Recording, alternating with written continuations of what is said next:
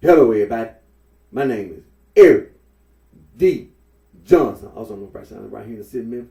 It's in the county sheriff state of Tennessee. Today's date is Sunday morning, June the 16th, 2024. The time 11:50 a.m. First day, thanking my family, my support for the continued encourage support.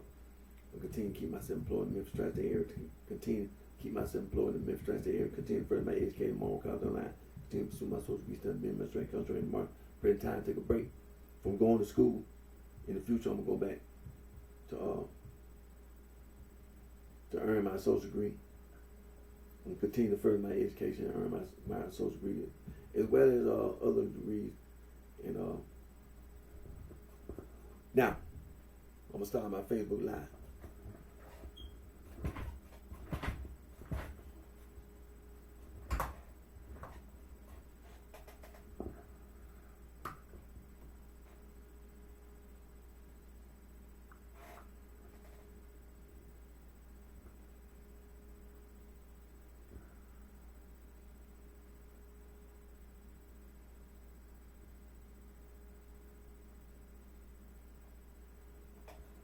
Hello, everybody. My name is Eric D.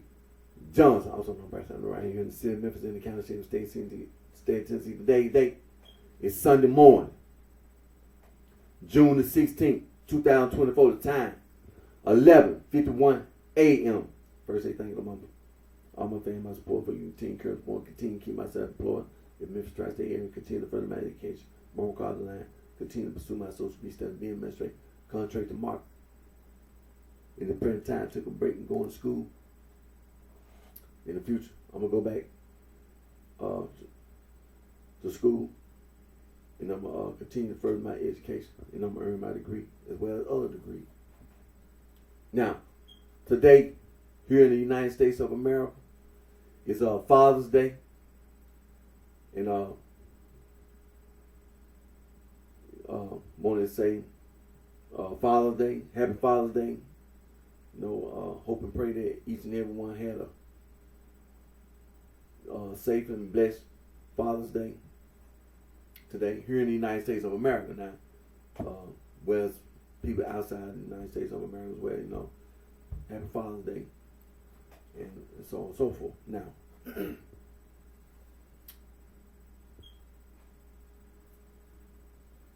start today's video. Let me just BibleStudyTools.com. You can go there. They have all available versions of the Bible. BibleStudyTools.com. You got the best known translations, and then, for example, they have what's that? Message Bible, New American Standard Bible, New International Version, the New King James Version of the Bible. Then they have other translations, modern, like for example, the Bible in Basic English, the Good News Translation, the Complete Jewish Bible, and what's the other one? The Orthodox Jewish Bible. And then you have the older translations, like Revised Standard Version, the Dewey Reams Catholic Bible, the Latin Vulgate, the Wycliffe Bible, and then you got New Testament only, and then you have all these languages: Spanish, Portuguese, English, and so all the way to Chinese on BibleStudyTools.com. Then you can go to BibleGateway.com. Same thing. Available versions of the Bible in every language, from practically every language from A to Z. The Holy Bible has been translated and still being translated today. Just like, for example, here in the United States of America, you have, as well as, like let's just say North America, South America, Caribbean islands, the islands, all the Pacific Islanders and things of this nature. Asian and Pacific Islanders, and you have all your, Native American, First American, indigenous people here in Americas. And so when it comes to the Bible has been translated. The Bible been translated. I'm sitting here looking at it. You can go to Bible Gateway now, Bible Study Tool, but Bible Gateway, the Bible has been translated.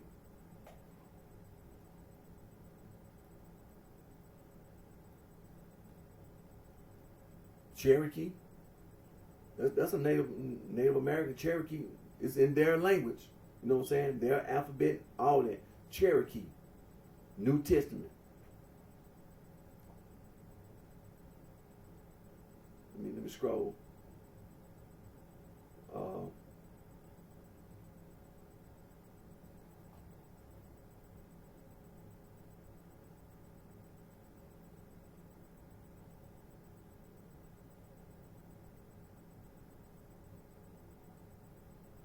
They even got a Bible for in down in Haiti, the Creole. They got a Bible on that Creole. Okay, I see the Hawaiian Bible.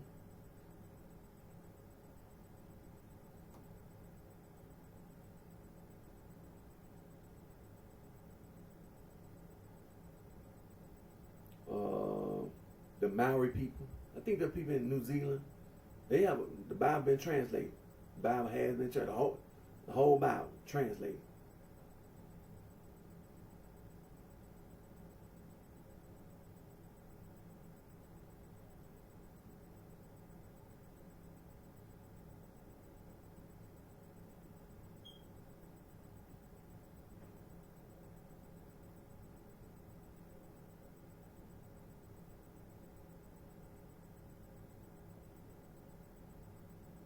And then Chinese, but the point is this.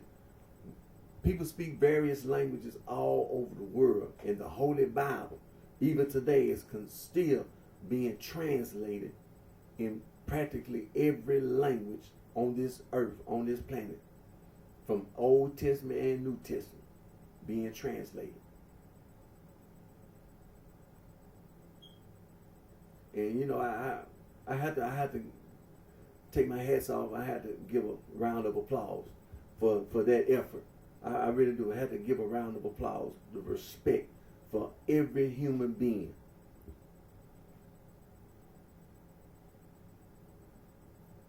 Now let me go over to the Tetragrammaton.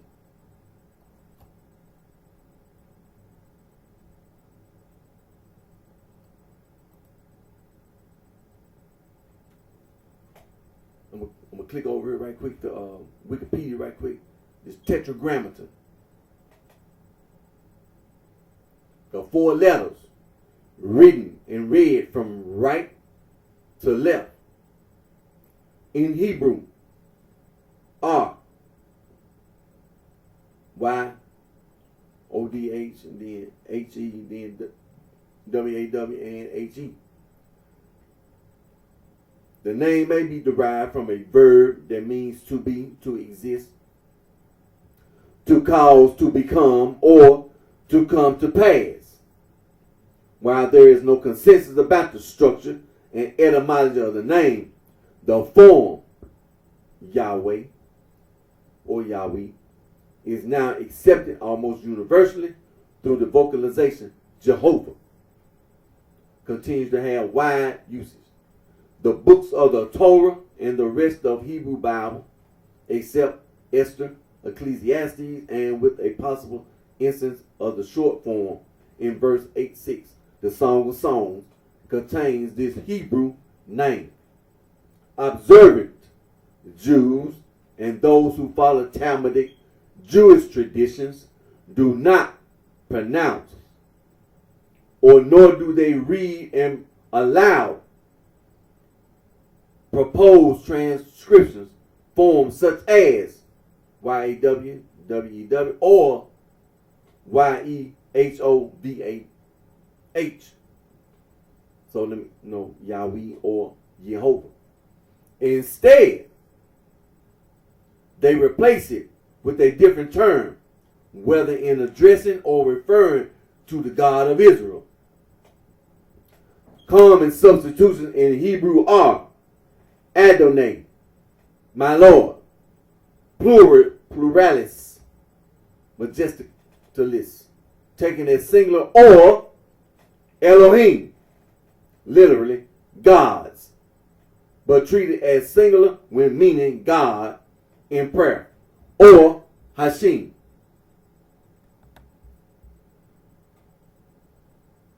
In everyday speech.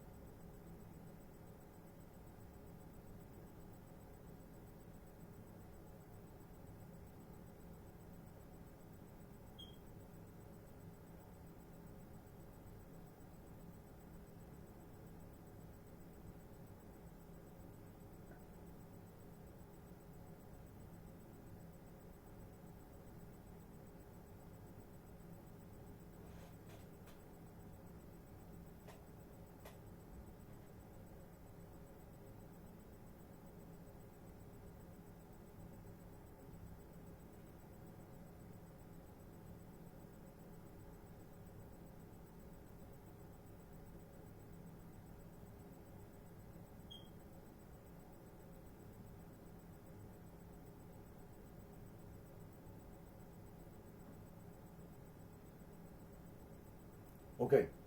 Let me just say something about Yahweh.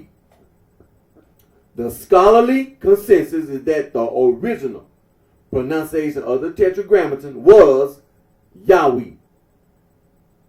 R. Reno agrees that in the late first millennium, Jewish scholars inserted indications of vowels into the Hebrew Bible. They signaled that what was pronounced was Adonai, Lord.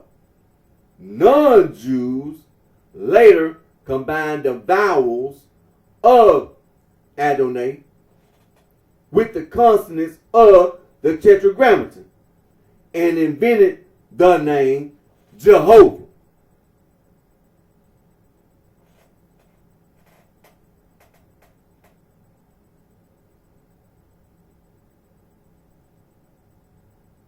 So that's the Tetragrammaton. So now, the Old Testament names of God. Elohim. Now, let me remind you about saying Jehovah. In it, Jehovah Jireh. Jehovah Rapha. El-Yon, name of God. Alpha and Omega. Lord and Master. El Shaddai. Jehovah Shalom. Now the Tetragrammaton. And Jehovah El-Yon. Mighty God. Adonai. And the Tetragrammaton Nisi. And the Tetragrammaton Shammai. The Lord who sanctifies. King of kings.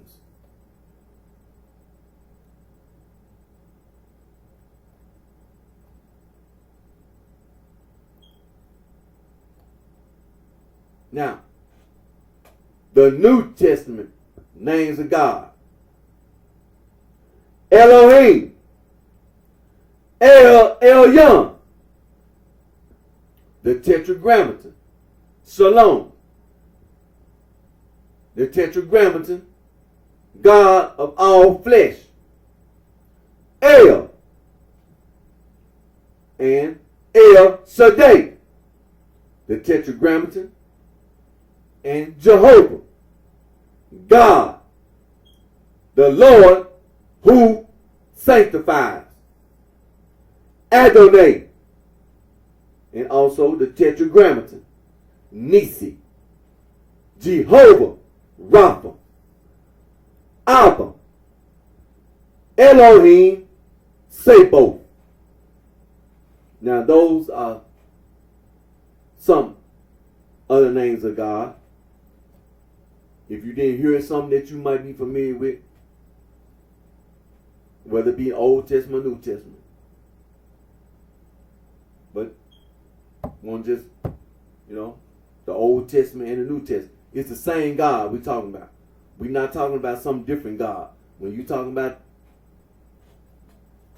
the Holy Bible, Old Testament and New Testament, we're talking about the same God. Not some different God. One. One God. One. Not two. Not three. None of that dualism. Not two or more. Just one. One God.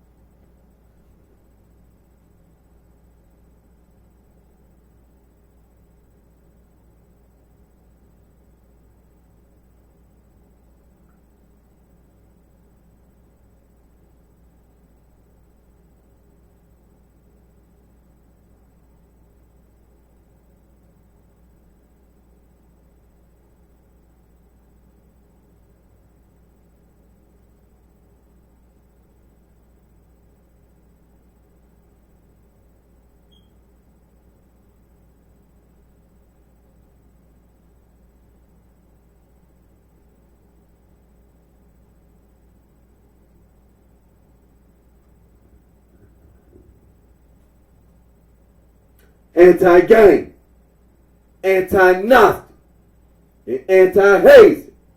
Also, adverses, heresies, translated, it means against heresies. Saint Irenaeus, the Bishop of Lyons, together with Saint Ignatius, the Bishop of Antioch, wrote a 5-volume book refuting Gnosticism, proving that Gnosticism was a heresy. Also, Saint Athanasius, the Bishop of Alexandria, in the year 367 AD, in his 39th Festal letter, Easter letter, banned all non-Christian writing. Saint Athanasius, Bishop of Alexandria, together with all the other bishops in the Catholic Church, they went around and collected all that Gnostic theologian writing and destroyed it. But a person or person took some copies of that Gnostic theologian writing, wrapped it in some papyrus paper, put it in a jar, and buried it in Nag Hammadi, Egypt. In 1945, the little farm boy was outside playing and found that jar containing that Gnostic theologian writing that was wrapped in papyrus paper. The little farm boy gave what he had found to his father, who was a farmer. And the farmer gave what his son had gave him to the scholars at the college and university around the world. Now, the scholars at the college and university all around the world have been investigating and researching the Nag Hammadi Library, as well as the Bruce Codex,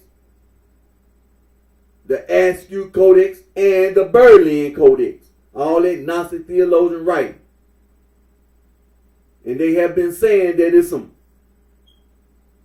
anti-Jewish, anti-Semitic stuff in that Gnostic theologian writing. And now some of the people in academia, some of these sororities and fraternities, the sohos and frat bitches, they have been misusing and using that Gnostic theologian writing to be self-destructive and destructive. They've been trying to destroy wildlife, nature, and the environment. They've been trying to destroy the North and South Pole. Now they're going out in space doing the same thing. Also, Saint Epiphanius of Salome, the Bishop of Cyprus, wrote a 3-volume book titled Panarion in Greek, Panarion, Latin, translated mean bread basket. The scholars at the colleges and universities all around the world have also said that Saint Epiphanius of Salome, Bishop of Cyprus, 3-volume book is also adversus heresies against heresies.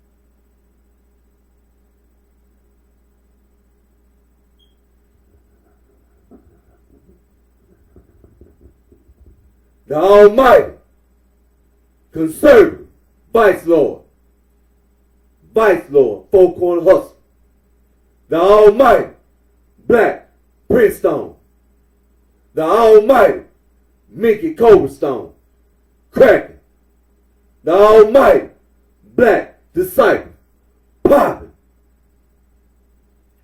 the almighty, bluefin, black disciple, the black disciple, Lord, Stone, disciple, gangster disciple killer, GDK, Glaze, donut killer, GDK, 7-Eleven, G killer, Goofy.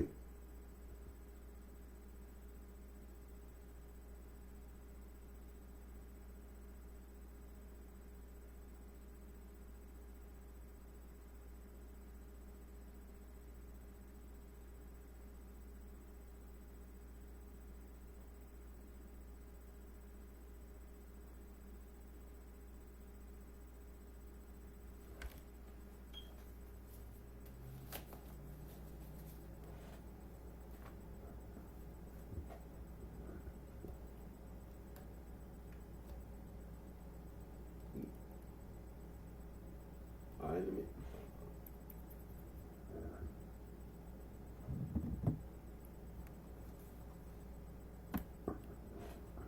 let me say this.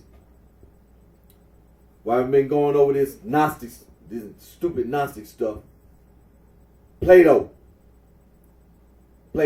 philosopher, Greek philosopher,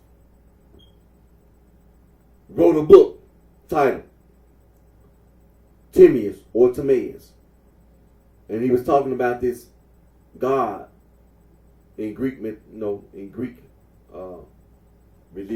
religion, the demiurge.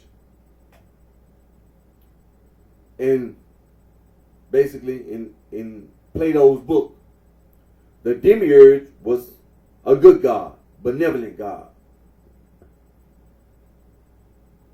The so-called Gnostics, who were Jews, as the church fathers already identified, that the Gnostics were Jews.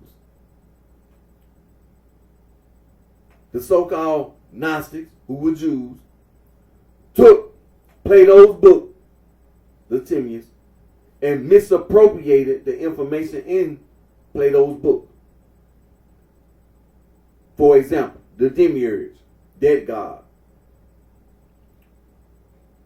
They said that instead of the God demiurge being a good God, they twisted it. They said that the demiurge was a bad God, an evil God. And that he was a lesser God to another God. And that this so-called demiurge, lesser God, was a clumsy God who messed up the world and messed up creation. So, so on and so forth. And all this stuff about gnosis, knowledge. And that knowledge was trapped in this body, human body, and had to be freed. Which is a lie. In Jewish religion, it's a lie. It's a heresy. It's a heresy. That type of point of view is a heresy in Judaism. Now, one of Plato's students, as you know, Aristotle was a student of Plato, but another one of Plato's students, Plotinus, around the second or third century, Common Era. Plotinus wrote a book titled, in the Greek language, the pronunciation is in need or in Ennead. But the title of the book is, Plotinus' book, Against the Gnostics, or against those that affirm the creator of the cosmos and the cosmos itself as being evil.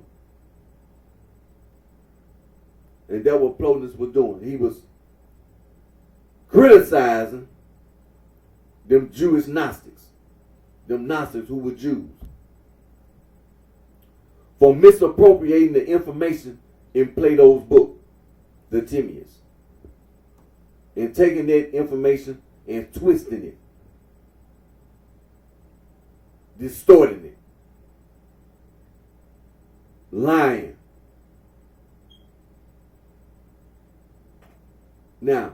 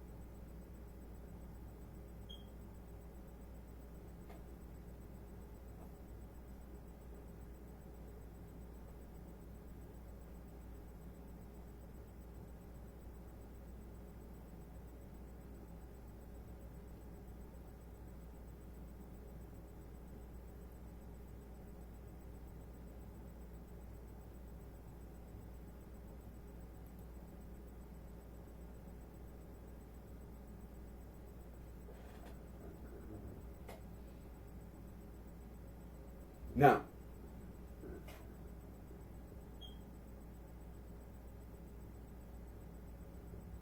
I'm going to be real quick. The origins of Judaism. Just a recap. Not a full review, a summary. A review. Then I'm going to get to my main point. The origins of Judaism lie in Bronze Age, polytheistic, Canaanite religion. Judaism also syncretized elements of other Semitic religions, such as Babylonian religion, which is reflected in the early prophetic books of the Hebrew Bible.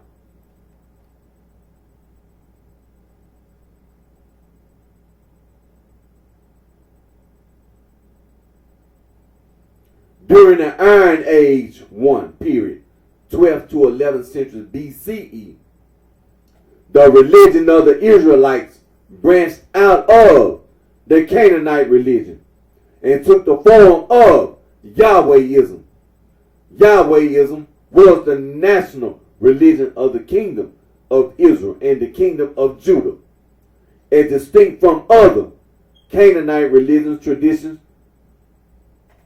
Yahwehism was monolatristic and focused on the exclusive worship of Yahweh, whom his worshippers conflated with El. Yahwehs started to deny the existence of other gods, whether Canaanite or foreign, as Yahwehism became more strictly monotheistic over time.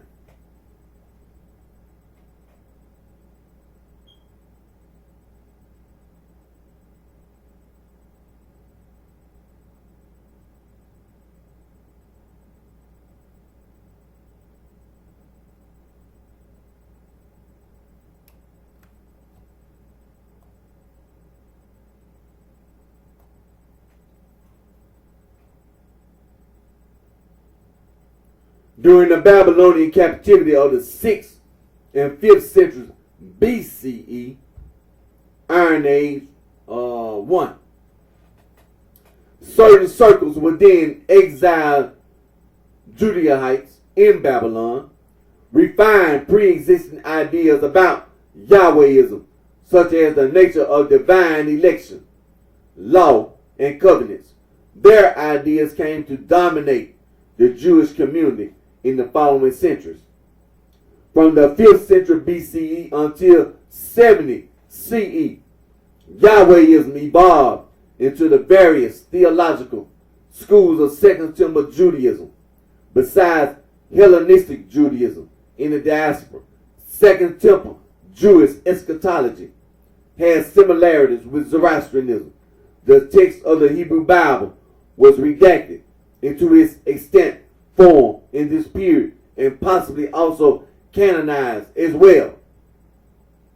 Archaeological and textual evidence pointing to widespread observance of the laws of the Torah among rank and file Jews first appears around the middle of the 2nd century BCE during the Hasmonean period. Rabbinic Judaism developed in late antiquity during the 3rd to 6th centuries Common Era. The Masoretic texts of the Hebrew Bible and the Talmud were compiled in this period. The oldest manuscripts of the Masoretic tradition come from the 10th and 11th centuries Common Era in the form of the Aleppo Codex of the later portions of the 10th century Common Era and of the Leningrad Codex dated to 108-109 Common Era.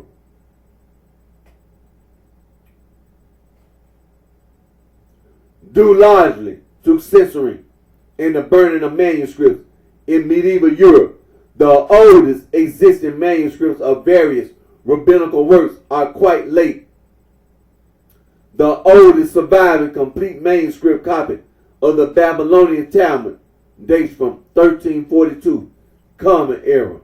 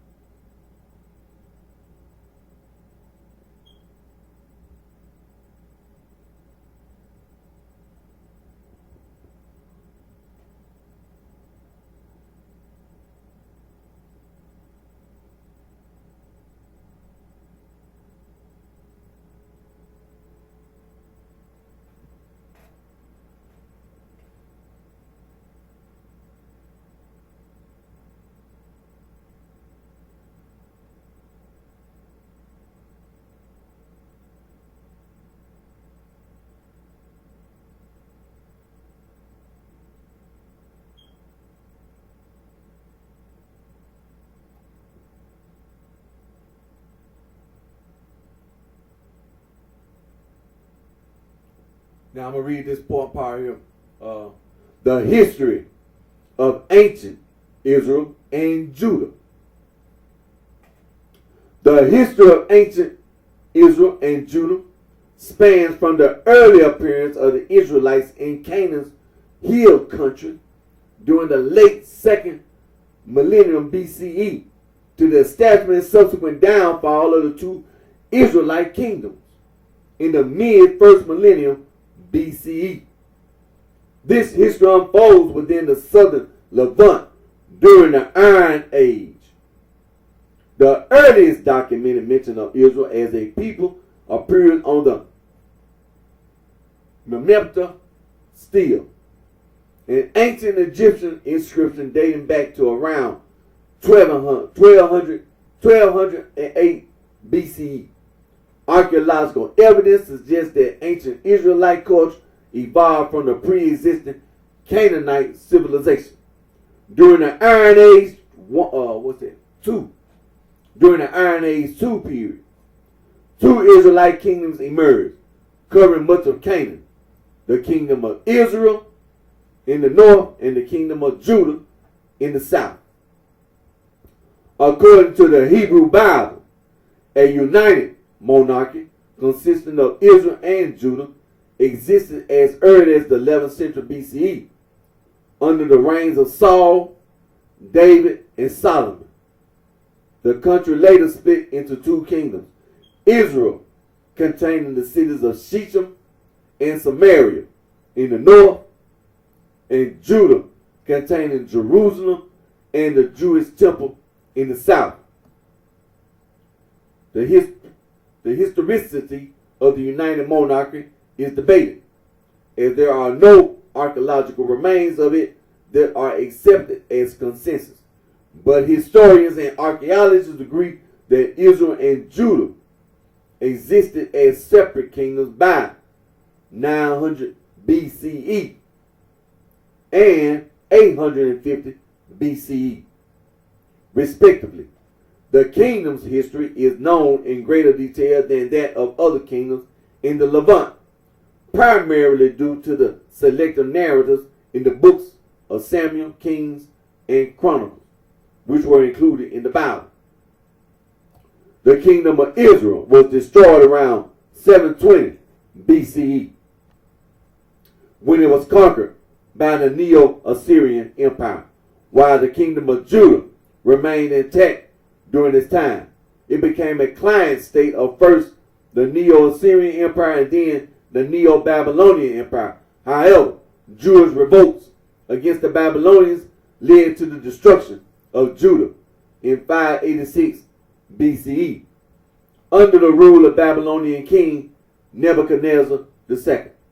According to the biblical account, the armies of Nebuchadnezzar II besieged Jerusalem between 589 and 586 BCE, which led to the destruction of Solomon's temple and the exile of the Jews to Babylon.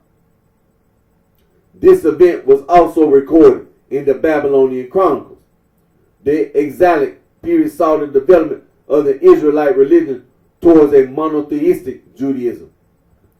The exile ended with the fall of Babylon to the Achaemenid Empire, 538 BCE. Subsequently, the Achaemenid king Cyrus the Great issued a proclamation known as the Edict of Cyrus, which authorized and encouraged exiled Jews to return to Judah. Cyrus' proclamation began the exiles' return to Zion, inaugurating the formative period in which a more distinctive Jewish identity developed in the Persian province of Yehud. During this time, the destroyed Solomon's temple was replaced by the Second Temple, marking the beginning of the Second Temple period.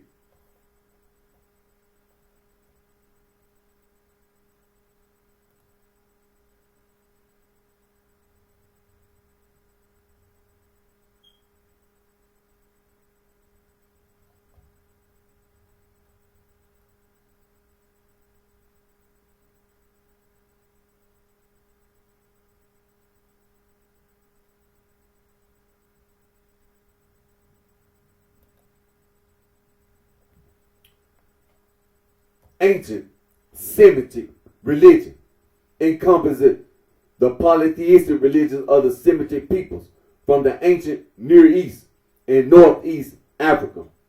Since the term Semitic itself represents a rough category when referring to cultures, as opposed to languages, the definitive bounds of the term ancient Semitic religion are only approximate, but exclude the religions of non-Semitic speakers of the region, such as Egyptians, Elamites, Hittites, Hurrians,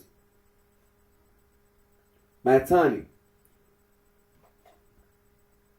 Eurasians, Luwians, Minoans, Greeks, Persians, Lydians, Persians, Medes, Philistines, and Parthians.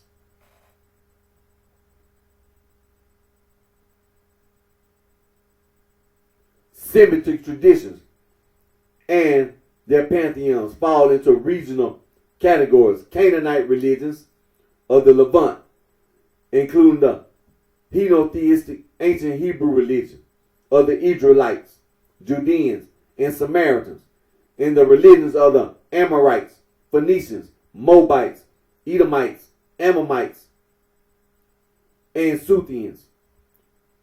The Sumerian inspired Assyro-Babylonian religion of Mesopotamia. The Phoenician Canaanite religion of Carthage. Nabatean religion. Ibleite or Ugarite or Demonite and Aramean religions and Arabian polytheism.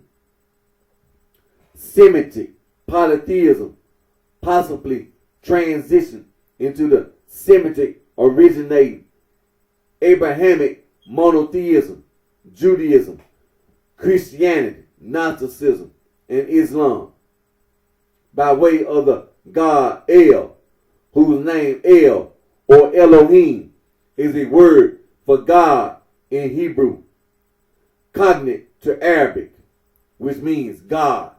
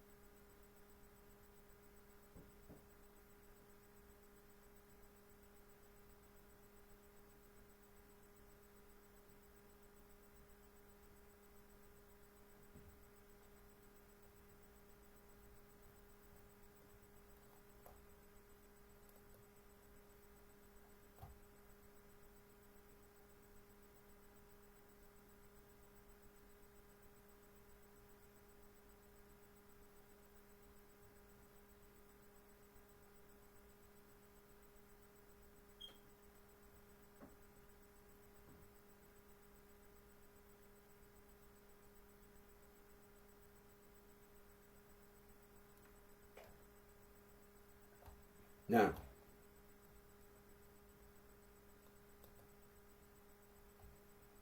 Yahwehism, as it is called by modern scholars, was the religion of ancient Israel and Judah, an ancient Semitic religion of the Iron Age. Yahwehism was essentially polytheistic and had a pantheon with various gods and goddesses being worshipped by the Israelites. At the head of this pantheon was Yahweh, held in an especially high regard as the two Israelite kingdoms' national god. Some scholars hold that the goddess Asherah was worshipped as Yahweh's consort, though other scholars disagree. Following this duo were second-tier gods and goddesses such as Baal, Shamash,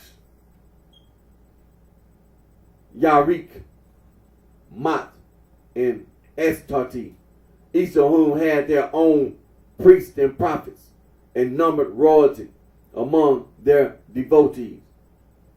The practices of Yahwehism included festivals, ritual sacrifice, vow making, private rituals, and the religious adjudication of legal disputes.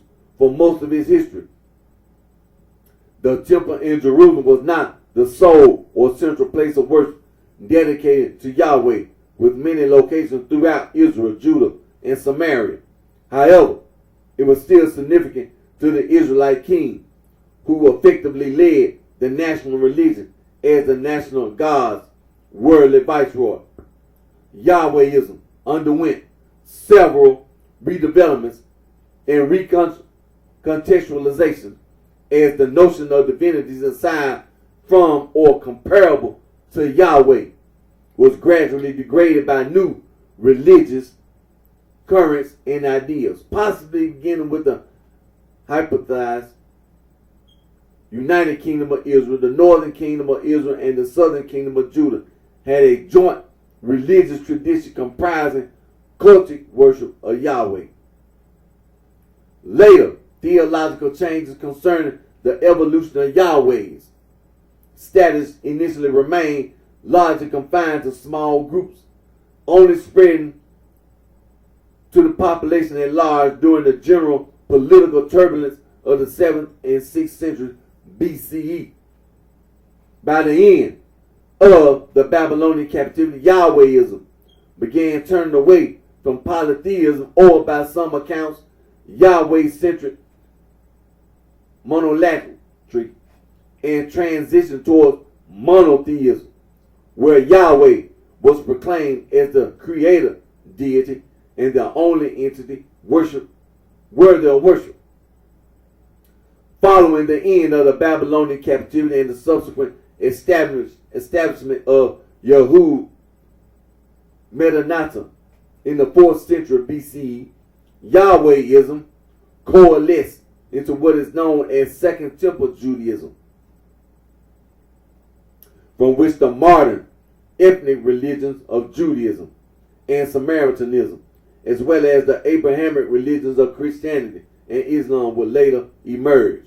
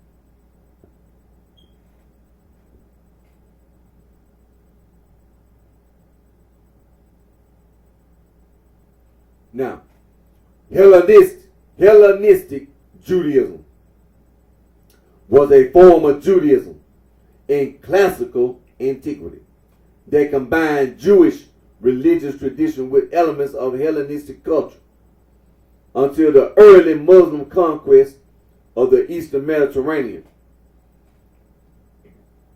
The main centers of Hellenistic Judaism were Alexandria in Egypt and Antioch in Turkey, the two main Greek urban settlements of the Middle East and North Africa, both founded in the end of the 4th century BCE in the wake of the conquest of Alexander the Great.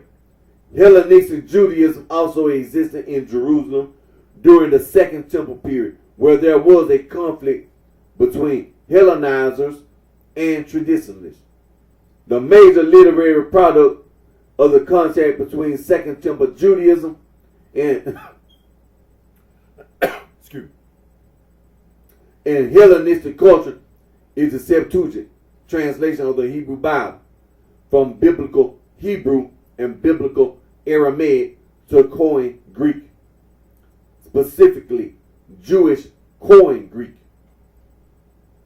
Mentionable are also the philosophic and ethical treatise of Philo and historiographical works of the other Hellenistic Jewish authors. The decline of Hellenistic Judaism started in the 2nd century, and its causes are still not fully understood. It may be that it was eventually marginalized by, partially absorbed into, or progressively became the Koine-speaking core of early Christianity, centered on Antioch and its traditions, such as the Melkite Greek Catholic Church and the Greek Orthodox Patriarchate of Antioch.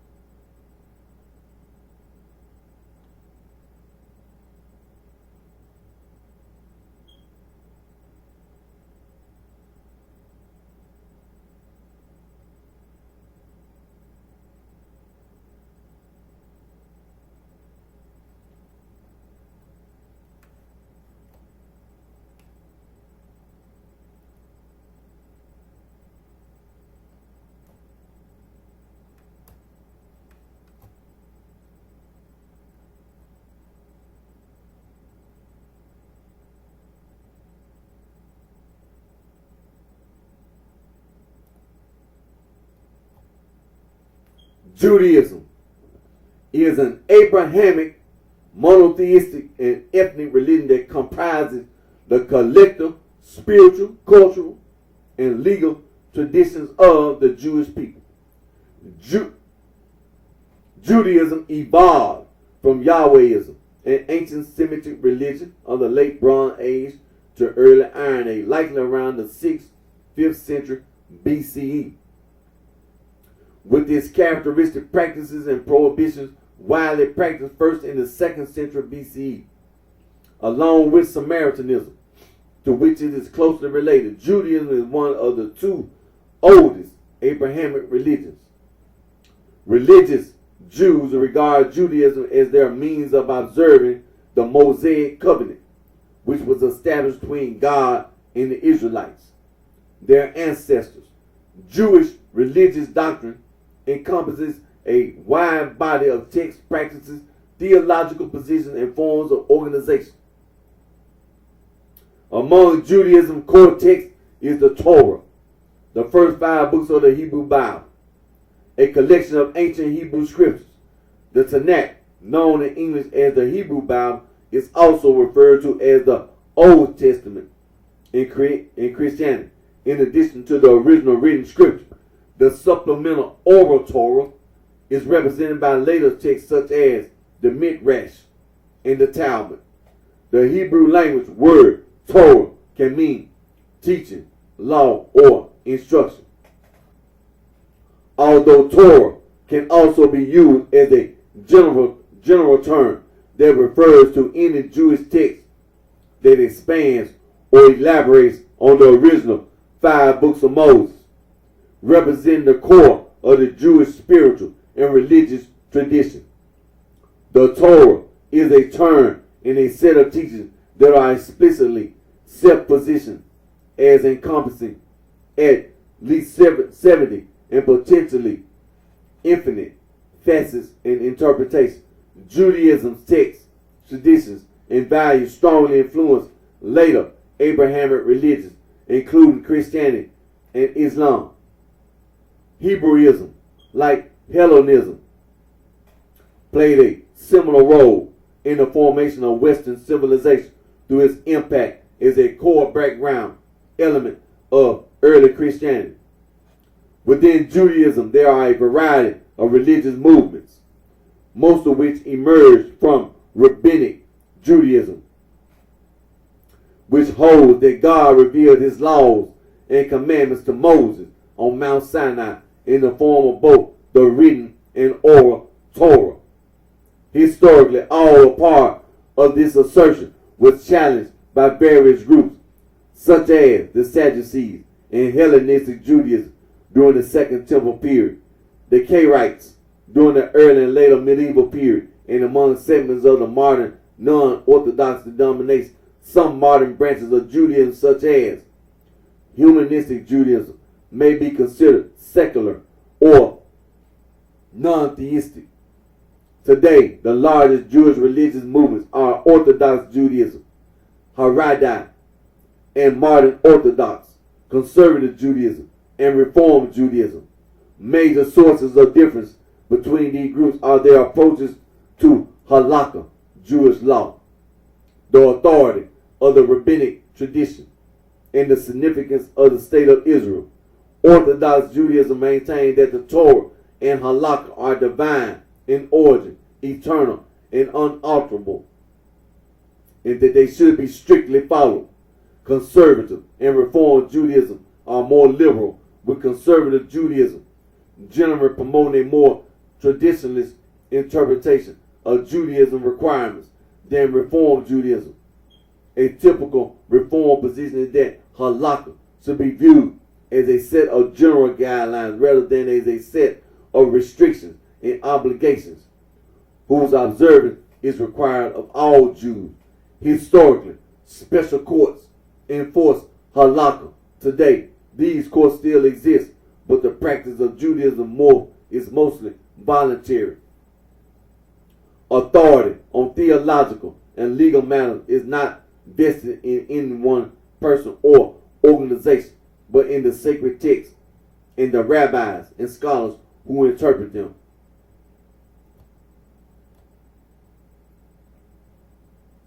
Jews are an ethno-religious group, including those born Jewish or ethnic Jews, in addition to converts to Judaism. In 2021, the world Jewish population was estimated at 15.2 million, or roughly 0.195% of the total world population, although religious observance varies from strict to none. In 2021, about 45.6% of all Jews resided in Israel, and another 42.1% reside in the United States and Canada, with most of the remainder living in Europe and other groups spread throughout Latin America, Asia, Africa, and Australia.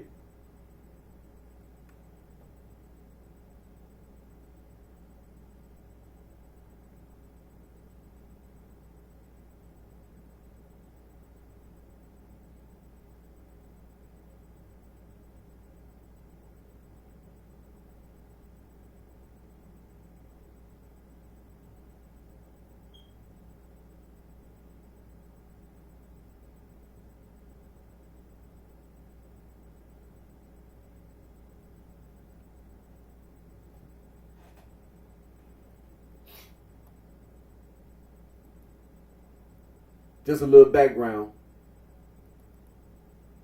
Excuse me. Just a quick summary on the topic, Judaism, and talking about this Gnostic stuff, this Gnostic foolishness. Because as it's been said by the church fathers in the Catholic Church, that the Gnostics have been identified, they were and are identified as being Jewish.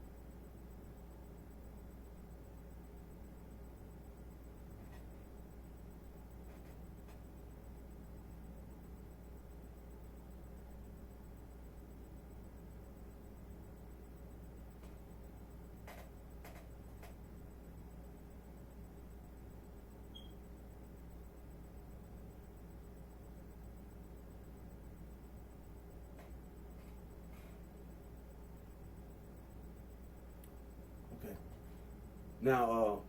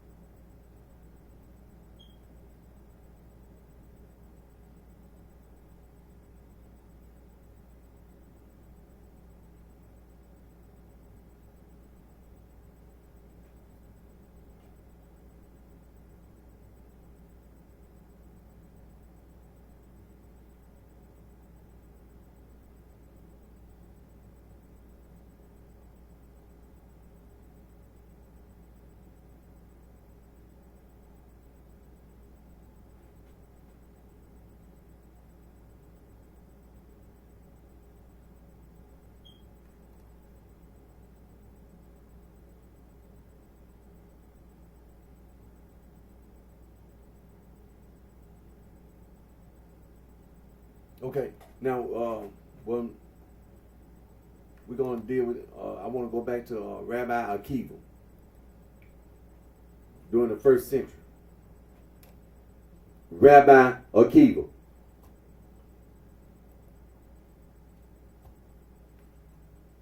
And the reason why I'm going back to Rabbi Akiva is something that Rabbi Akiva dealt with.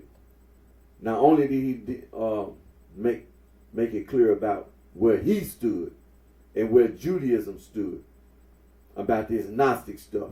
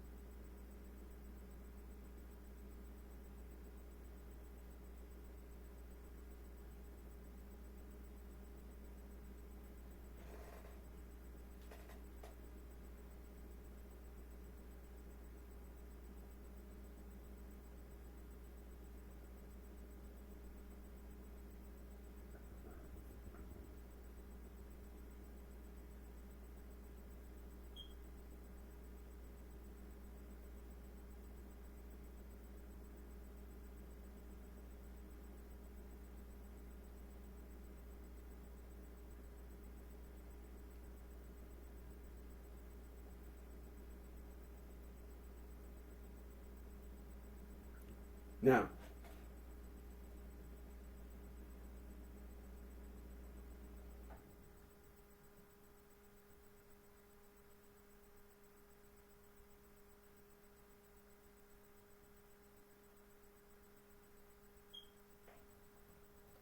like I said, Rabbi Akiva.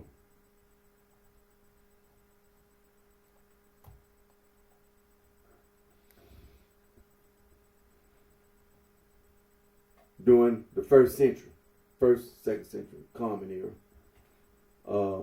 Also known as Rabbi Akiva ben Joseph, Mishnah Hebrew. Also known as Rabbi Akiva, was a leading Jewish scholar and sage, a tanner. Now, what's a tanner? Were the rabbinic sages whose views are recorded in the Mishnah from approximately 10 to 220 Common Era. The period of the Tanaim, also referred to as the Mishnaic period, lasts about 210 years. It came after the period of the Zugat pairs and was immediately followed by the period of the Amoraim interpreters.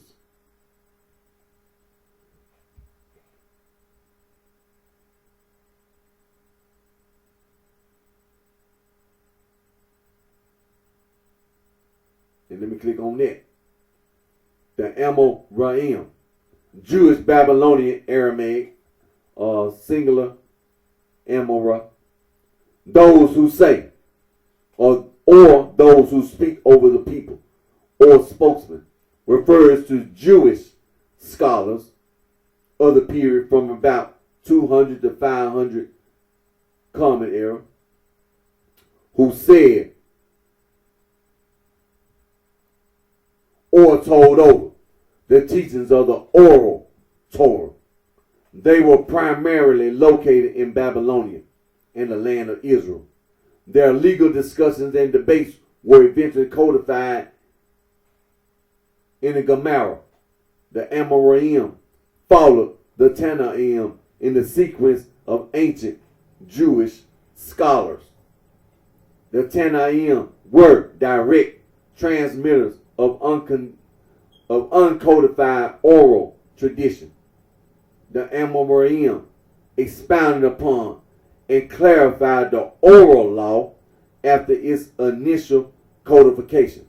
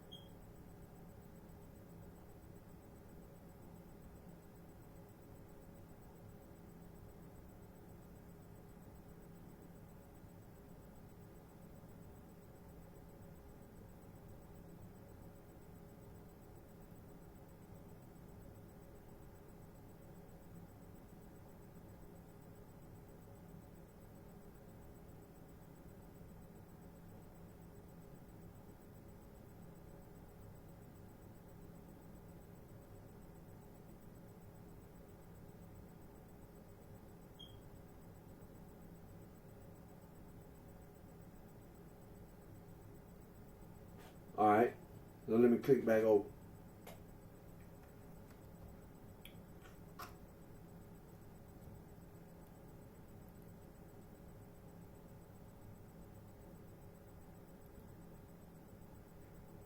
And like I said, Rabbi Akiva ben Joseph, was a leading Jewish scholar and say a Tanna on the latter part of the first century and the beginning of the second. Rabbi Akiva was a leading contributor to the Mishnah and to Midrash Halakha. He is referred to in Tosafot as Rosh La Hakamim, chief of the sages. He was executed by the Romans in the aftermath of the Bar Kokhba revolt. Now, I'm going to read this because there's something important that Rabbi Akiva contributed to. Not only did Rabbi Akiva, as I showed you last week, Rabbi Akiva did not approve of that Gnostic nonsense or that Gnostic foolishness.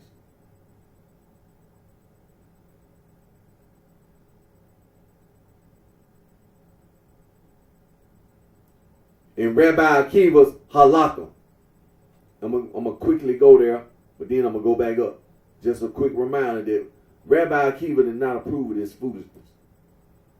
And it says here, but this was not sufficient to obviate all threatening danger.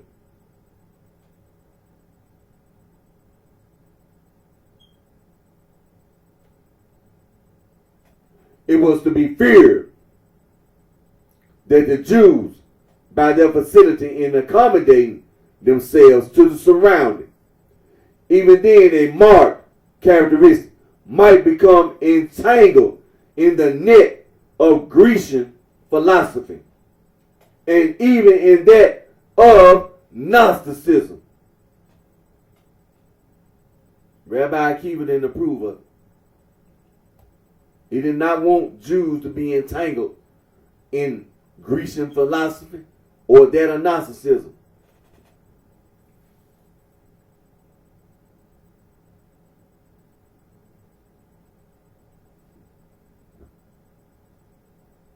And it also says the example of his colleagues and friends, Elisha ben Abuya, ben Isaiah, and ben Zoma, strengthened him still more in his conviction of the necessity of providing some counterpose to the intellectual influence of the non-Jewish world.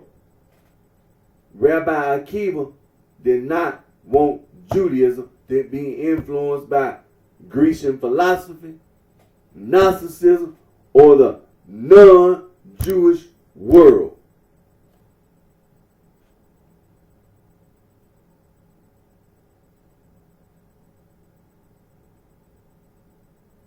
And let me scroll back up because we're going to have to get into this. Now, Rabbi Akiva's early life, marriage, later years.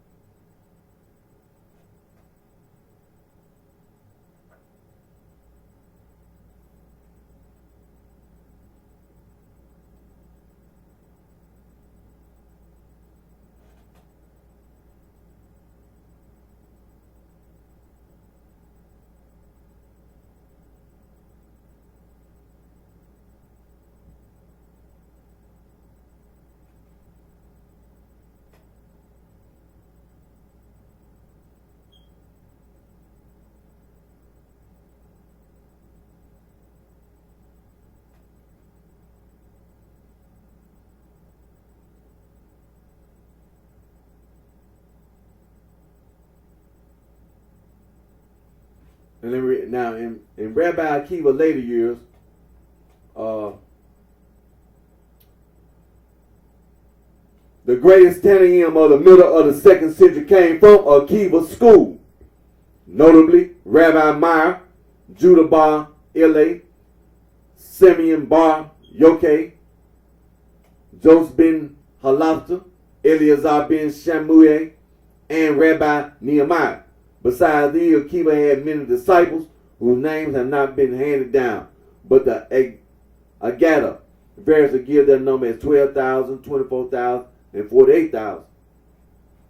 Now, Akiva is reported to have had a rabbinic relationship with Rabbi Gamaliel dated as before their trip to Rome, convinced of the necessity of a central authority for Judaism.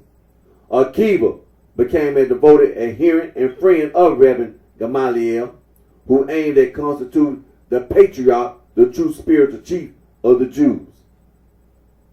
However, Akiva was just as firmly convinced that the power of the patriarch must be limited both by the written and the oral law, the interpretation of which lay in the hands of the learned, and he was accordingly brave enough to act in ritual matters in Rabbi Gamaliel's own house, contrary to the decision of Rabbi Gamaliel himself. Akiva filled the office of an overseer of the poor. Various rabbinic texts testify to his personal qualities, such as benevolence and kindness toward the sick and needy.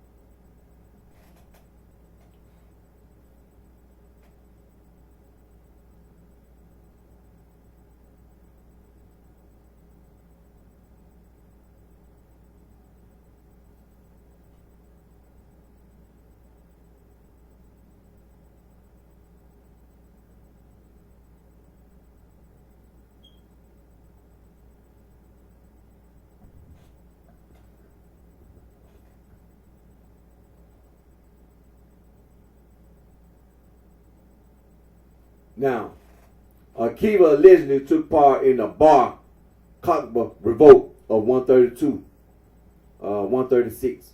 But his role here is not historically determined. The only established fact concerning Akiva's connection with Bar Kokhba is that he regarded Bar Kokhba as the promised Messiah. This is the only evidence of active participation by Akiva in the revolution.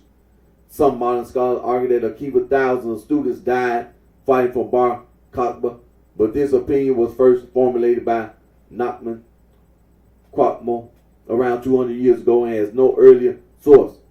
And Barata states that Akiva suffered martyrdom on account of his transgression of Hadrian's edicts against the practice and the teaching of the Jewish religion, being sentenced to die by Turnus Rufus in Caesarea. As this story credits the execution to religious rather than political reasons, it may be evidence against Akiva's having a role in the revolt. Akiva's death occurred after several years of punishment, of imprisonment, which places it about 132 before the suppression of the Bar Kokhba revolution. Otherwise, the delay of the Romans in executing him would be quite inexplicable. That the religious interdicts of Hadrian preceded the overthrow of Bar Kokhba is shown by the Melchita. Jewish sources relate that he was subjected to combing, a Roman torture in which the victim's skin was flayed with iron combs. Now, based on his death, there are a lot of legends about Rabbi Akiva's death.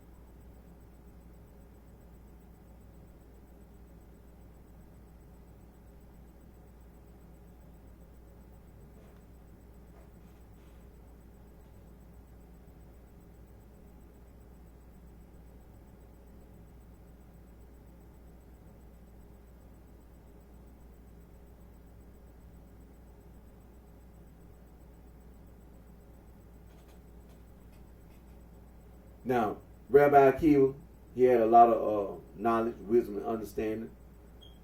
And he had his religion and scholarly perspective. I just went over the about what he said about Gnosticism and the world influence and all that.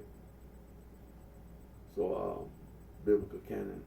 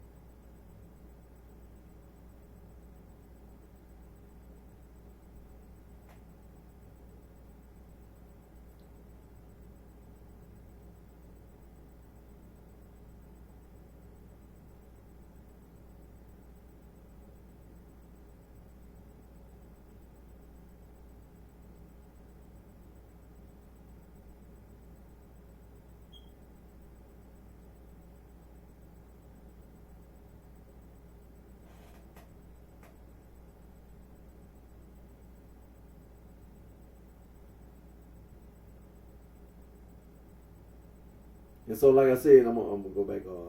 Yeah, Rabbi Akiva's halakha. Now,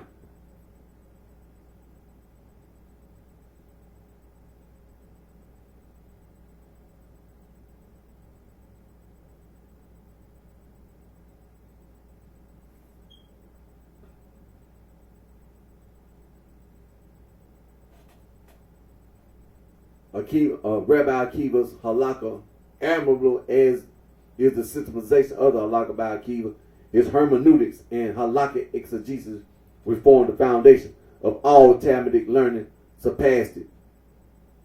The enormous difference between the halakha before and after Akiva may be briefly described as follows. The old halakha was, as its name indicates, the religious practice sanctioned as binding by tradition, to which were added extensions and, in some cases, limitations of the Torah, arrived at by strict logical deduction. The opposition offered by the Sadducees, which became especially strenuous in the 1st century BC, led to the development of the halakhic midrash, whose purpose was to deduce these amplifications of the law by tradition and logic out of the law itself.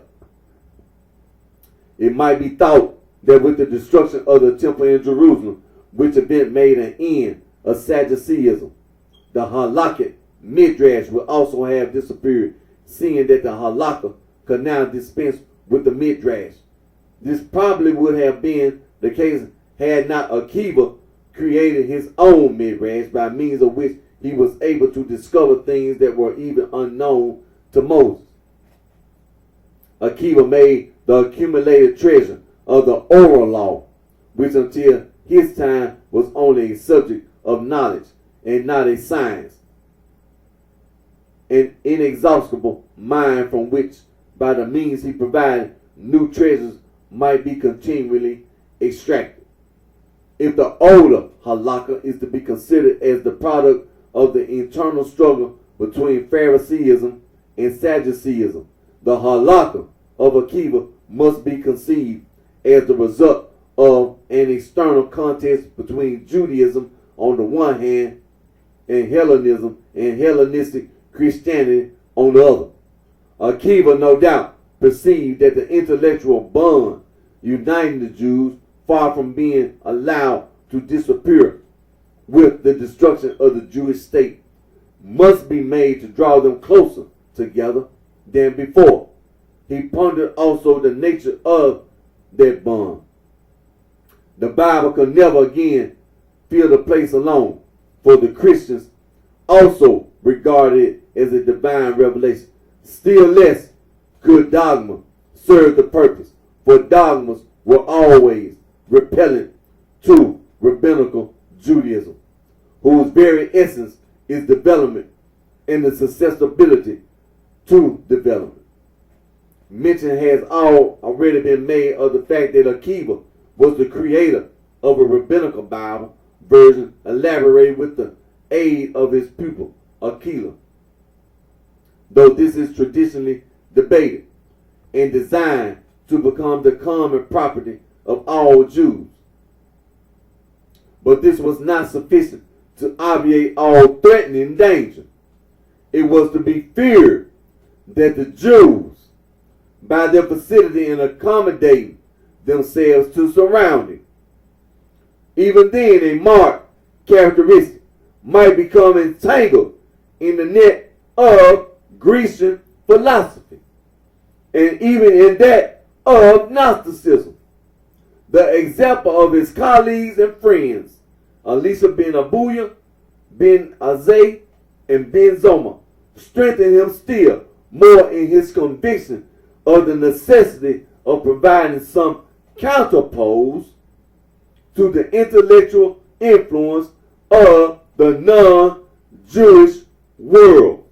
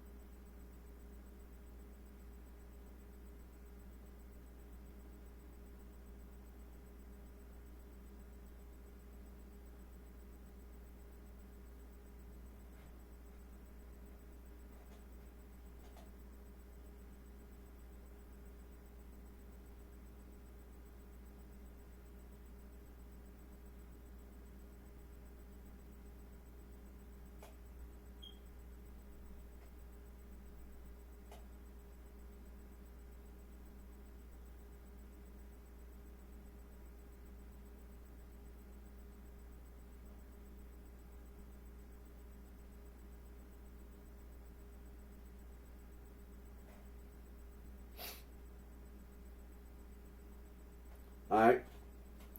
Now, Rabbi Akiva, well respected, leading Jewish scholar and sage, a Tanner of the later part of the first century and the beginning of the second. Rabbi Akiva. Now, we're got to go over into this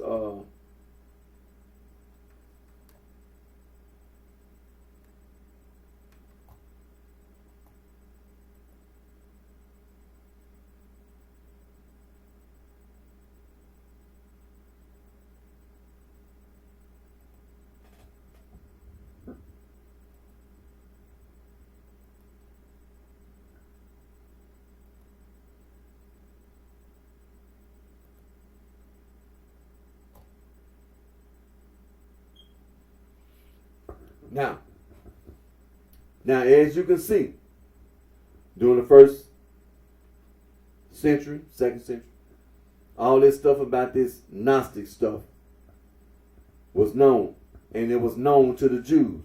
And let me click back over and Rabbi Akiva had a lot of students. Rabbi Akiva he taught a lot of people.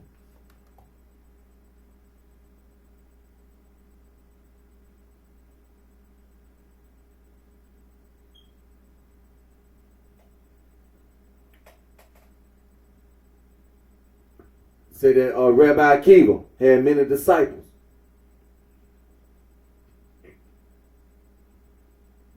Something like 12,000, 24,000, 48,000. Something almost 100-some thousand. It's rounded on off. Almost close to 100,000 of his disciples. You know, people that he had taught.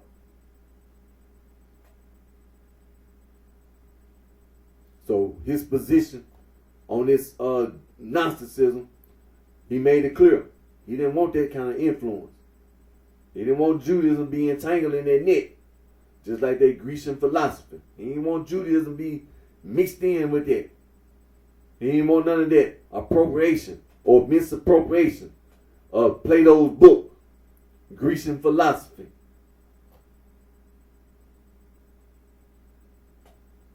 And so,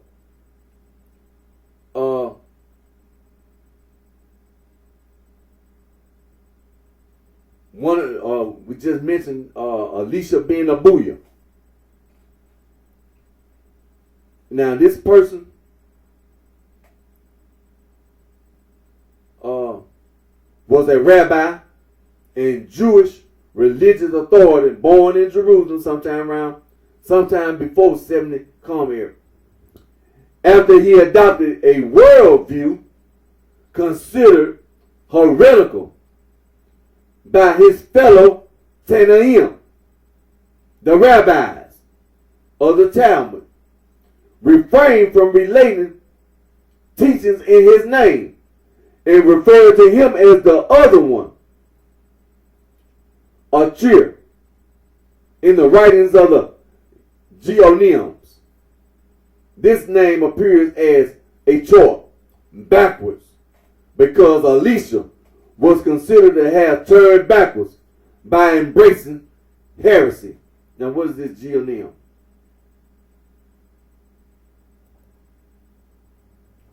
Geonim, also transliterated Gaonim, singular Gaon, were the presidents of the two great Babylonian Talmudic academies of Surah and Pumbedita in the Abbasid Caliphate. They were generally accepted as the spiritual leaders of the Jewish community worldwide in the early medieval era, in contrast to the Resh Galuta, Exelach, who wielded secular authority over the Jews in Islamic lands. The Geonim is the plural of Gaon, and which means pride or splendor in biblical Hebrew, and since the 19th century, genius, as in modern Hebrew. As a title of a Babylonian college president, it meant something like His Excellency. The Geonim played a prominent and decisive role in the transmission and teaching of Torah and Jewish law. They taught Talmud and decided on issues on which no ruling had been rendered during the period of the Talmud.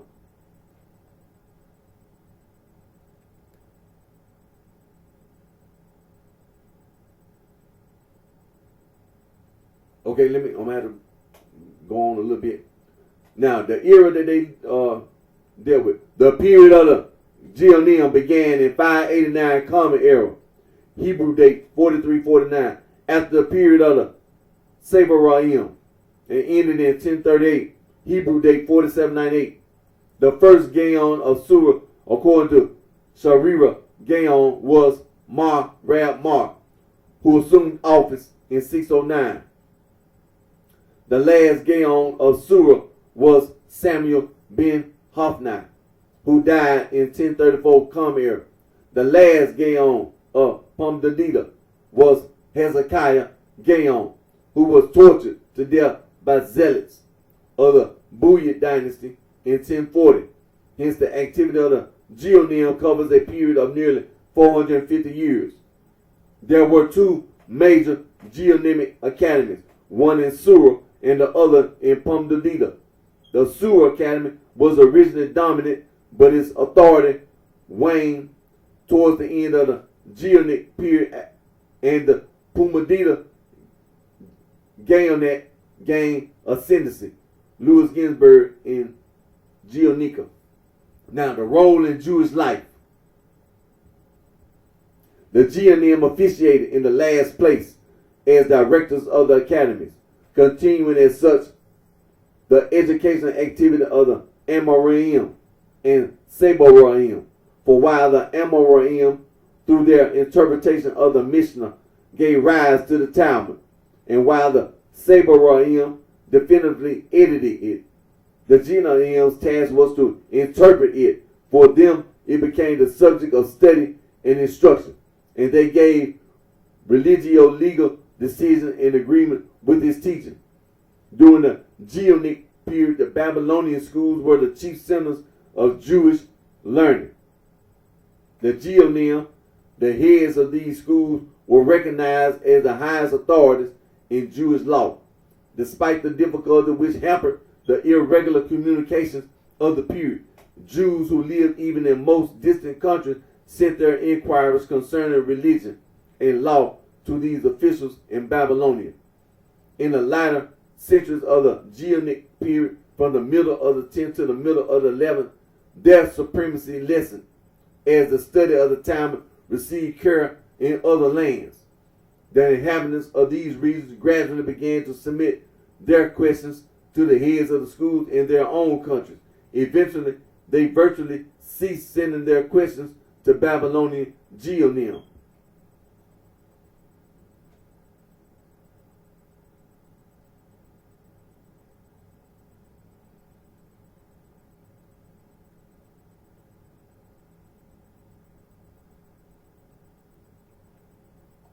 So let me click back over.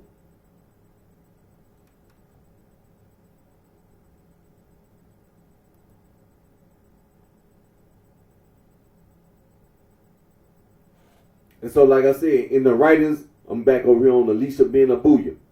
In the writings of the Geonim, this name appears as Achor, backwards, because Elisha was considered to have turned backwards by embracing heresy. Now, the youth in activity. Little is known of Elisha's youth and of his activity as a teacher of Jewish law. He was the son of a rich and well-respected citizen of Jerusalem and was trained for the career of a scholar. The only saying of his recorded in the Mishnah is his praise of education. Learning Torah as a child is like writing on fresh paper, but learning Torah in old age is like writing on a pamphlets. Other sayings attributed to Elisha indicate that he stressed mitzvah, commandments, as equal in importance to education. To whom may a man who has good deeds and has studied much Torah be compared to a man who in building lays stones first for a foundation, then lays bricks over them, so that however much water may collect at the side of the building, it will not wash away. Contrariwise, he who has no good deeds, even though he has studied much Torah, to whom may be compared to a man who in building lays bricks first and then heaps stones over them, so that even if a little water collects, it at once undermines the structure.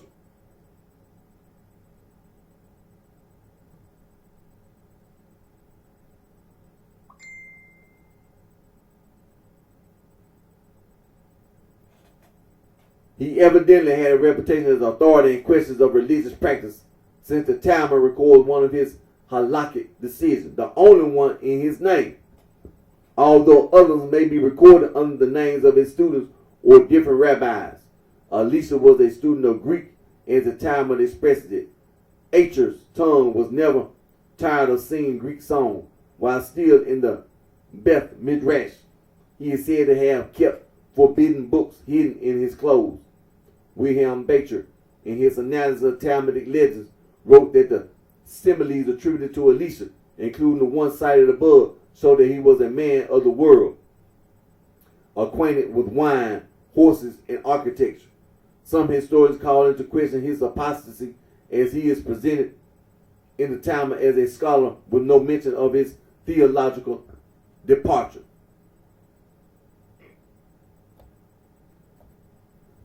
Several stories are told in rabbinic literature about events leading to Elisha's apostasy. When he was in the womb before birth, his mother would pass by houses of idolatry and inhale the scent of the incense. This scent remained in him to affect him like the venom of a snake. When Elisha was a baby, many rabbis were invited to his circumcision when they began to teach the Talmud and to learn the inner depths of his meaning. Their appearance became a fire and the whole room turned ablaze due to their sanctity. When Elisha's father entered the room and saw this, he decided to dedicate his child fully to Torah study. But since the father did so with improper intention, the dedication did not last. Elisha observed the child lose his life while fulfilling two laws for which the observance of the Torah promises a long life: honoring one's parents and sending away mother bird. Whereas a man who broke the same law was not hurt in the least. The Talmud said that Elisha should have understood the long life to refer to a long life in the world to come. Elisha saw the detached tongue of Rabbi Huspit, the interpreter, one of the 10 martyrs, being dragged through the streets after his being murdered. He exclaimed in shock, "Should a mouth which produced such pearls of Torah now lick the dust?"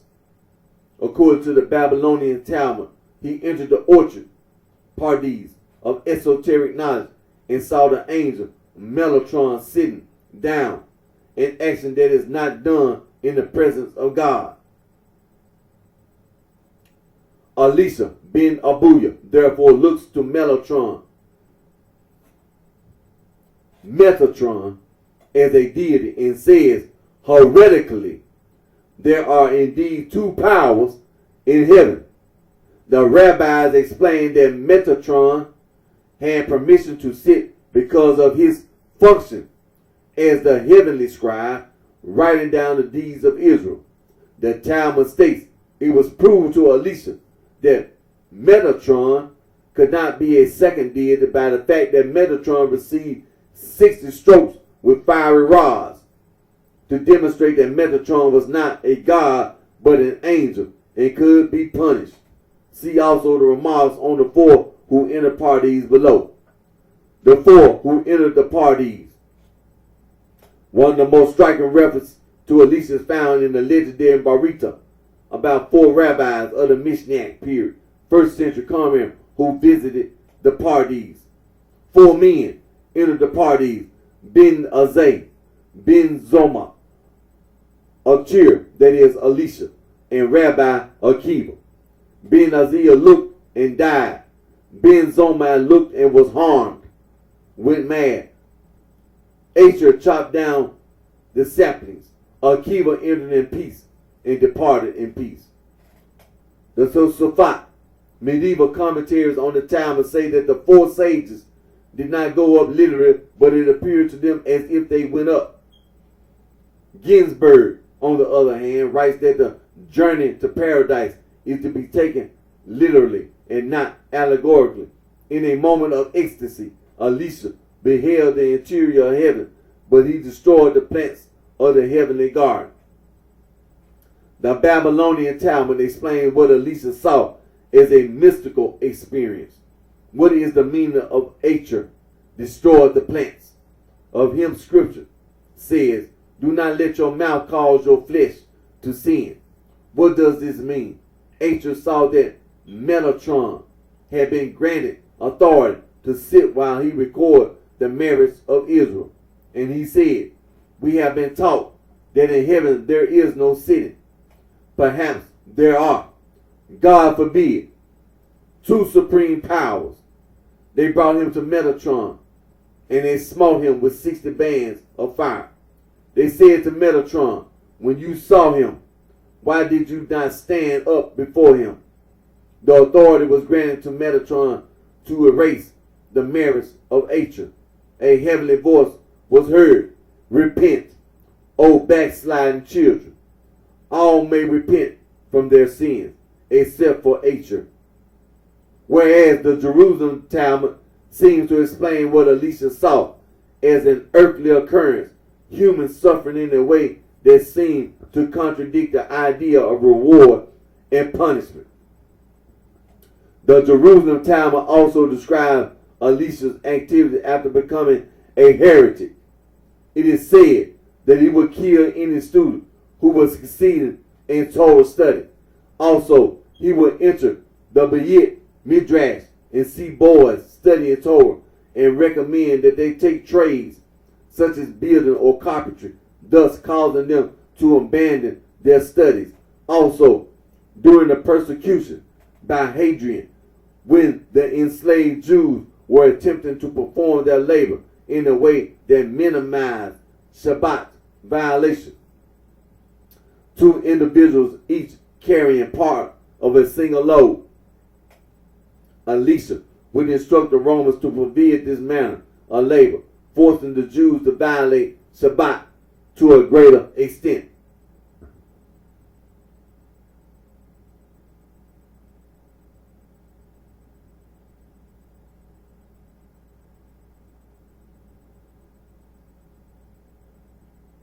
Now, it's talking about this analysis of the Babylonian Talmud's account.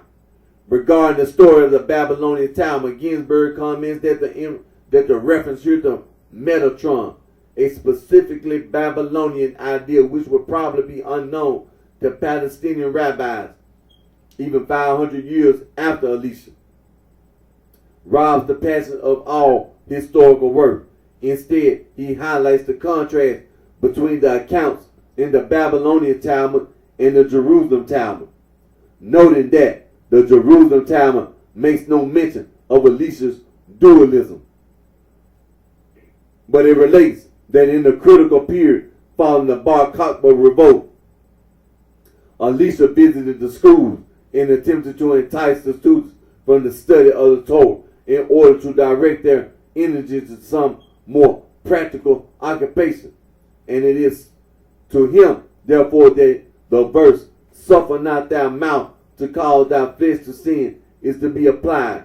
In connection with this, the biblical quotation is quite intelligible, as according to another Agagda, flesh here means children, spiritual children, pupils, whom Elisha killed with his mouth by luring them from the study of the Torah. Others disagree with Ginsburg, suggesting that he failed to account for the regular travel of sages between Judea and Babylonia to collect and transmit scholarly teaching. Furthermore, scholar Hugh Oldberg has dated portions of the pseudepigraphical third book of Enoch, which discusses Metatron, to the 1st or 2nd century Common Era, before the redaction of both the Jerusalem and the Babylonian Talmuds. And other scholars have found the concept of Metatron in texts older than 70 Common Era. Medieval philosopher Rabbi Yehuda Halevi explained that the heightened spiritual experience of entering the parties brought Elisha to belittle the importance of practical religious observance. The third one, Elisha fell into bad ways because he viewed the spiritual entities and said, these deeds are but tools in preparations to attain that spiritual level, having already reached this level. I have no need for the Torah's commandments. He became corrupt and corrupted others. He went astray and caused others to go astray. Rabbi Alan Goldstein argues that rabbinic stories should be read as literature rather than as history. They, the rabbis, construct stories that are then integrated into larger ideological motivated literary units in such a way as to impart particular ideological messages. The sources do not necessarily relate the historical facts about the heroes, but they do illustrate the cultural concern that find expression in the stories told about them. All this leads to the realization that the significant unit for presentation is not the life of the sage. It is the stories about the sage. These stories are not formulated in an attempt to tell the life of the sage. They are told because the sage, as part of the collective culture, has some bearing on the common cultural concerns. Various anecdotes are coupled into a larger story cycle. According to Goldstein, rabbinic Judaism was based on vigorous and often contentious debate over the meaning of the Torah and other sacred texts. One challenge facing the rabbis was to establish the degree of heterodoxy that was acceptable in debate. In this context, Elisha, the heretic, and Eleazar ben Arak represent two extremes in attitudes toward the Torah. Actual rabbis and their arguments had to fit somewhere between these two limits. His heterodoxy. According to Louis Ginsburg, it is almost impossible to derive from rabbinical source a clear picture of his personality, and modern historians have differed greatly in their estimate of him. According to Gratz, he was a Carpathian Gnostic. According to Siegfried, a follower of Philo. According to Deutsch, a Christian. According to Smolensky and Weiss, a victim of the Inquisitor Akiva. Elisha, a Sadducee. Ginsburg suggests that Elisha became a Sadducee since the Jerusalem Talmud mentions Elisha's betrayal of the Pharisees. Also, one of the reasons given for Elisha's apostasy is characteristic of a Sadducee perspective. Elisha is said to have seen a child lose his life while fulfilling two laws for which the observance of the Torah promised a long life: honoring one's father and mother, and sending away a mother bird, whereas a man who broke the same law was not hurt in the least. This encounter, as well as the frightful sufferings of Jewish martyrs during the Hadrianic persecution, led Elisha to the conclusion that there was no reward for virtue. Thus, Ginsburg suggests that Elisha was a Sadducee, since Sadducee philosophy rejects an afterlife and argues that reward and punishment must occur on earth, while Pharisee sages interpreted this passage as referring to life and reward in the next world. However, Elisha's abandonment of Jewish practice after his troubling encounter seems to indicate that whatever his earlier philosophy, Elisha abandoned any form of Jewish religion. Elisha and Epicurus. The harsh treatment he received from the Pharisees was due to his having deserted their ranks at such a critical time. Quite in harmony with this supposition are the other sins laid to his charge, namely that he rode in an ostentatious manner through the streets of Jerusalem on a Yom Kippur, which fell on Shabbat, and that he chose to overstep the Tectum.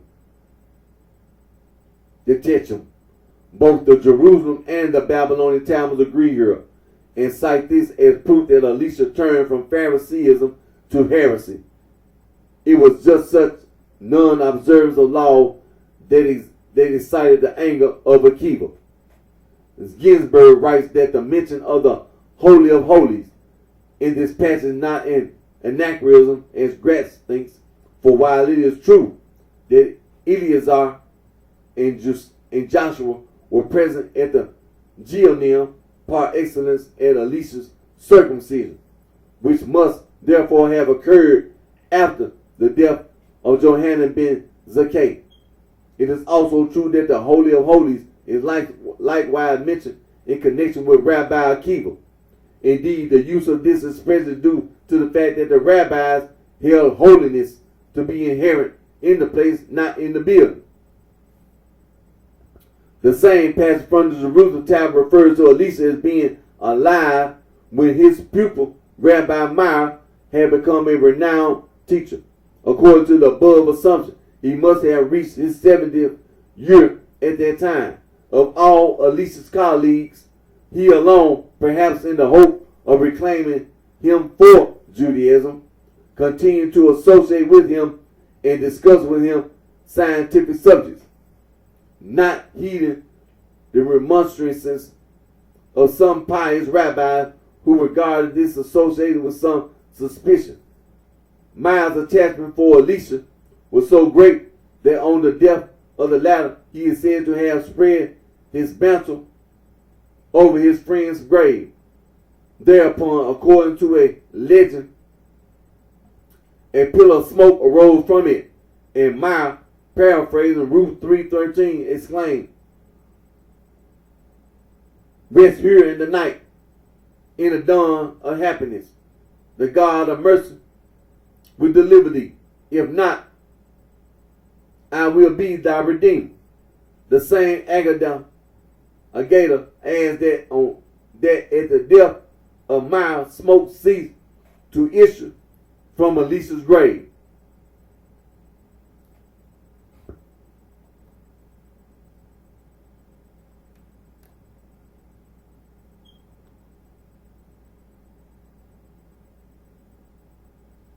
And now it's talking about, and then also it goes on that there are modern cultural references to Elisha.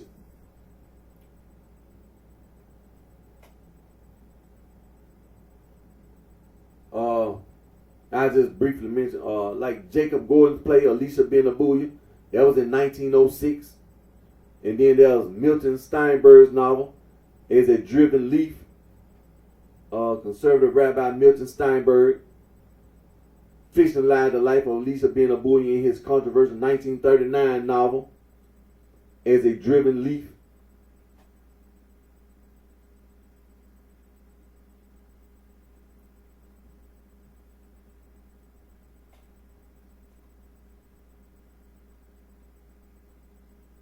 And let me go back up to Jacob Gordon's play, Elisha Ben Abuya. Now, Jacob Gordon wrote a Yiddish play, Elisha Ben Abuya, in 1906.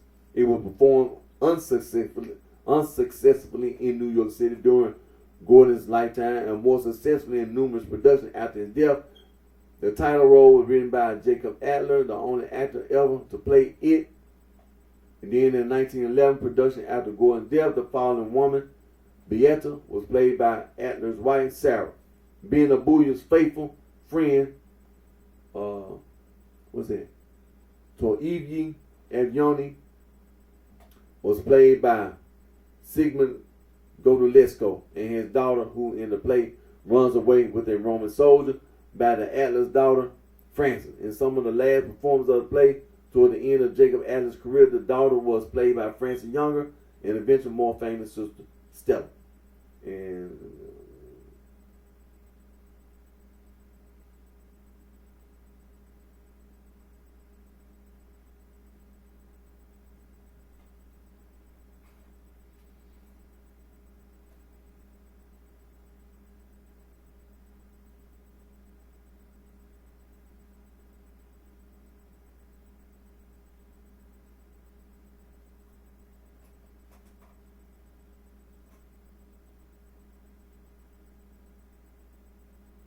And so now, let me go down to Milton Steinberg's novel.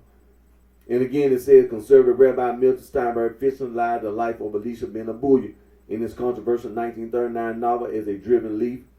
Steinberg's novel wrestled with the second century Jewish struggle to reconcile rabbinic Judaism both culturally and philosophically with Greek Hellenist society.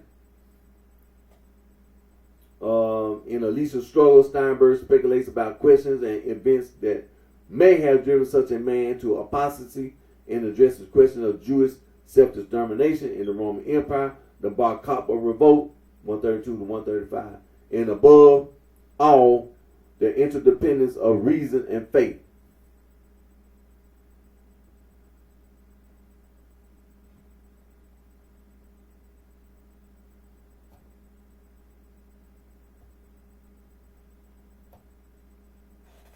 And so,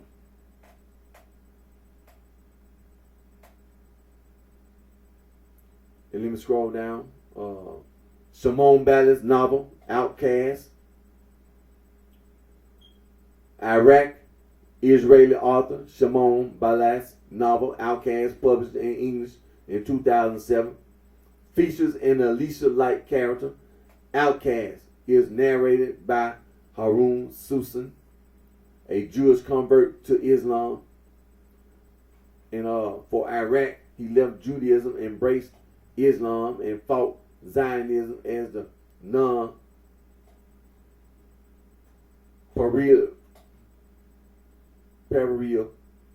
ethnocentrist threat to his dreams. And he has lost his closest friends because of politics, particularly Assad Nissim, a principled Iraqi Jew forced to depart for Israel.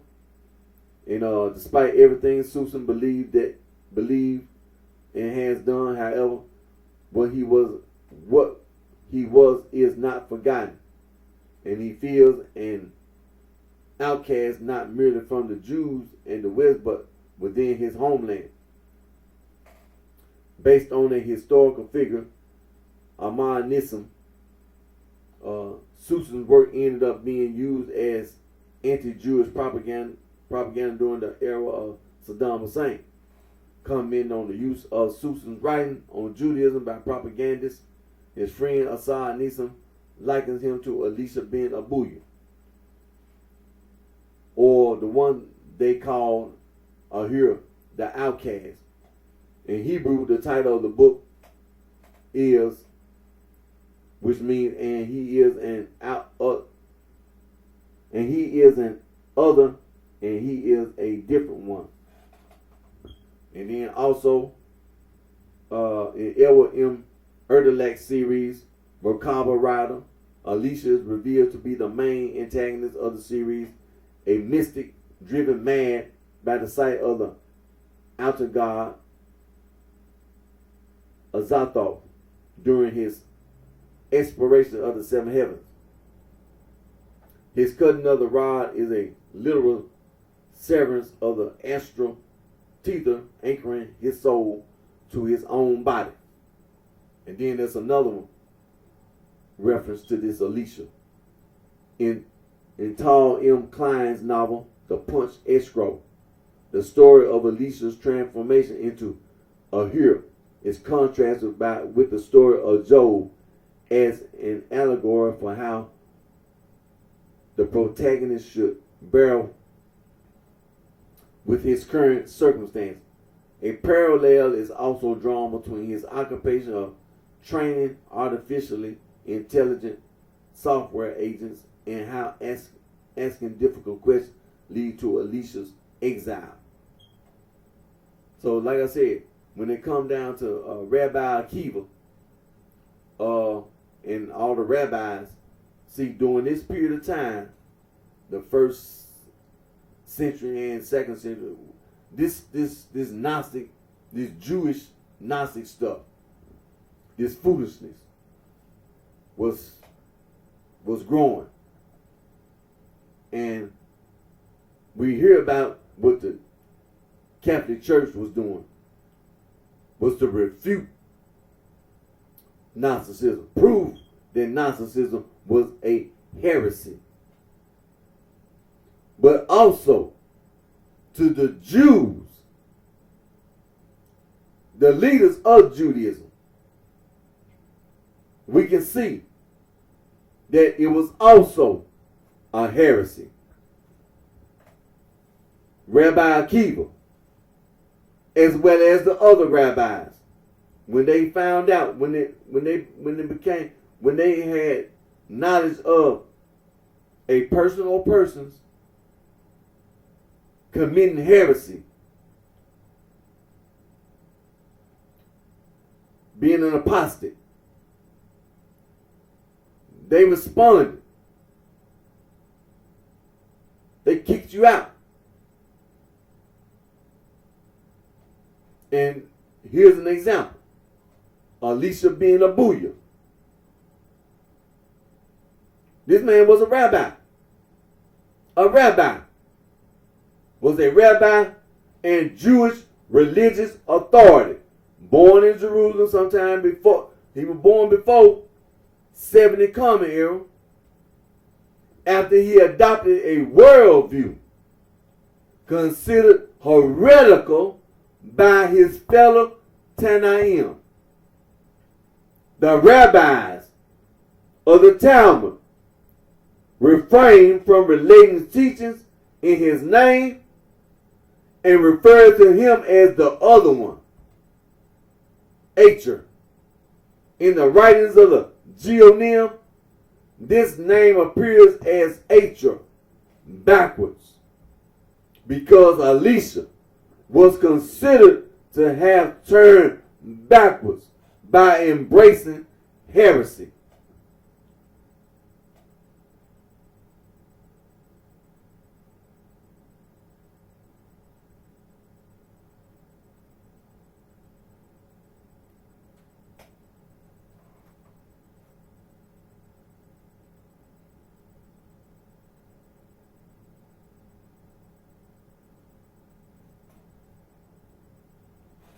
And so, I wanted to make mention of that on today's video. Is that Rabbi Akiva, as well as the other rabbis. Let me scroll back up here again. Not just no one rabbi.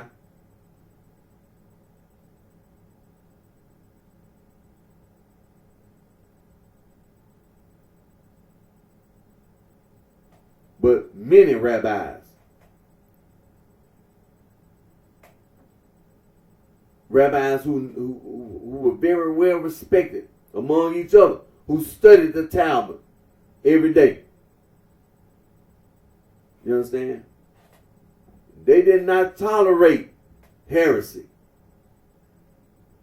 And when it comes to that Metatron, they made it perfectly clear right then and there, talking about that dualism. It's being made perfectly clear. Don't try to treat the rabbis like they stupid. Don't try to treat the rabbis like they stupid. They did not put up with that foolishness.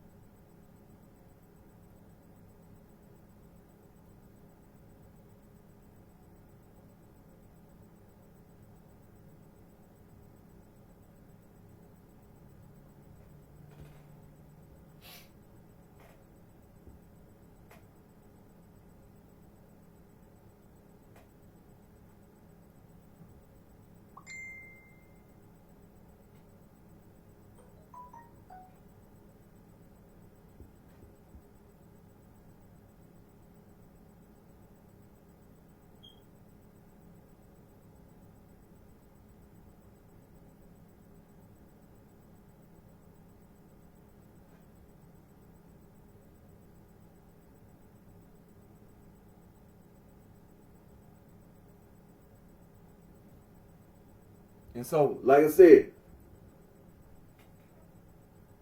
now we're talking about we're talking about the Talmud. Now you got the Babylonian Talmud and the Jerusalem Talmud. So I'm not gonna get into all that. I'm not gonna go there right now. But it's something that's mentioned, and we're talking about this Elisha and how the rabbis, as a collective, not just one rabbi, but as a collective, the rabbis, they addressed the issue about this Elisha and what he was talking about. And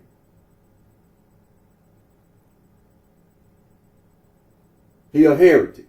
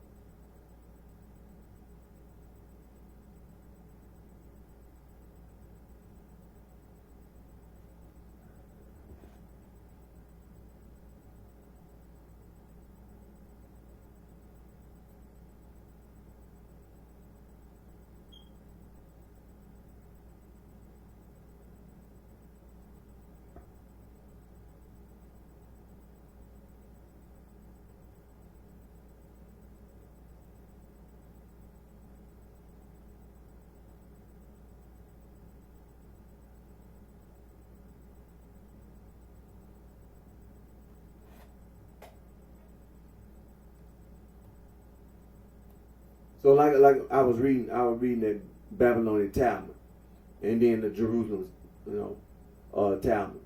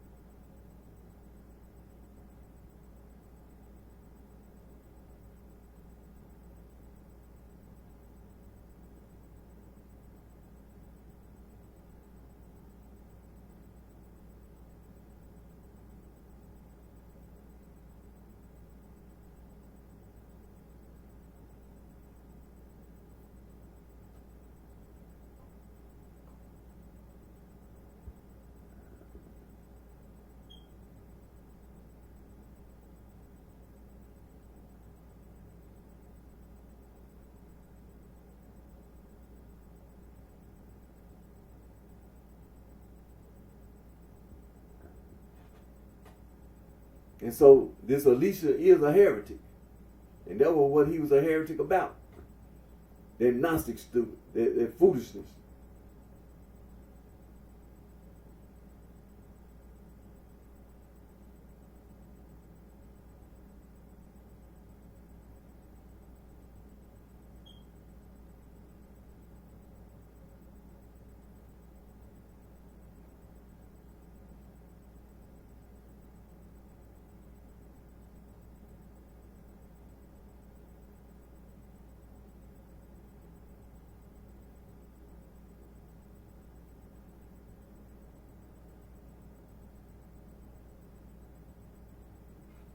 And like I say,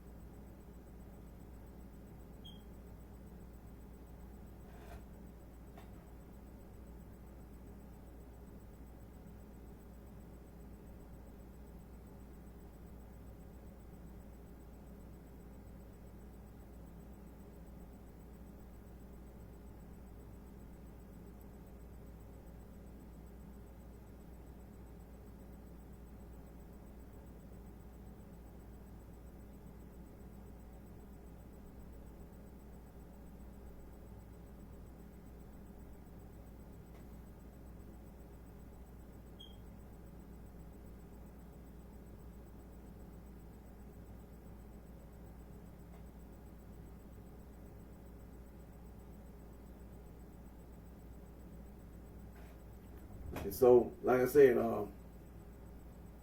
and I had to click over here because Rabbi Akiva, let me click back. See,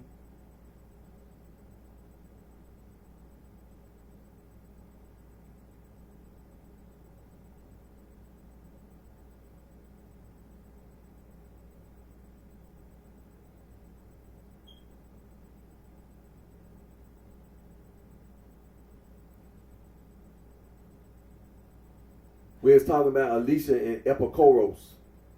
The harsh treatment it received from the Pharisees was due to his having deserted their ranks at such a critical time. Quite in harmony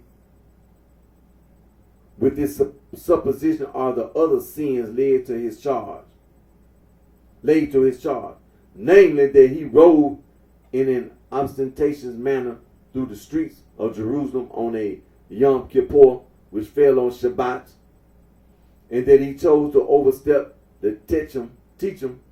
Both the Jerusalem and the Babylonian Talmuds agree here and cite this as proof that Elisha turned from Phariseeism to heresy. It was just such non-observance of law that excited the anger of Akiva.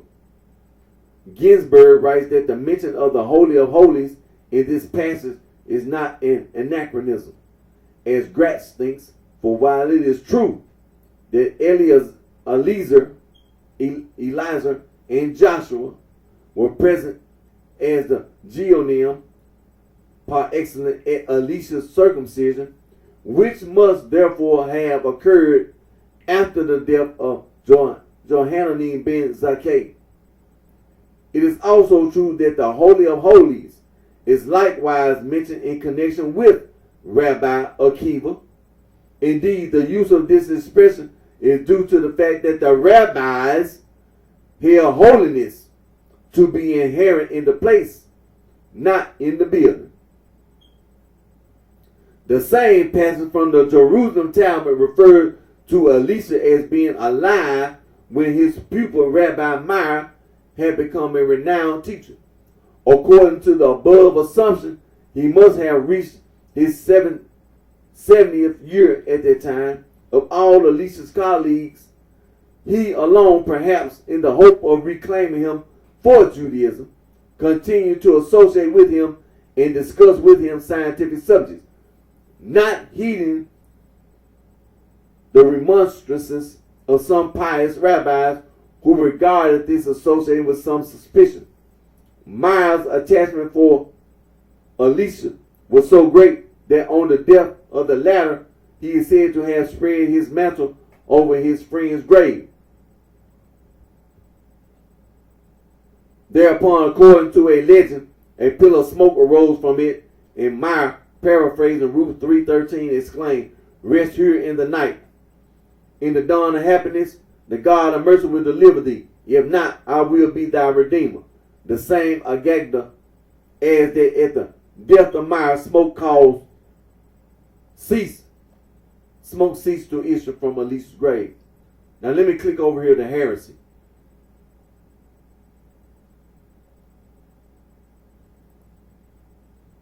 Jewish heresy refers to those beliefs which contradict the traditional doctrines of rabbinic Judaism, including theological beliefs and opinions about the practice of halakha, Jewish religious law.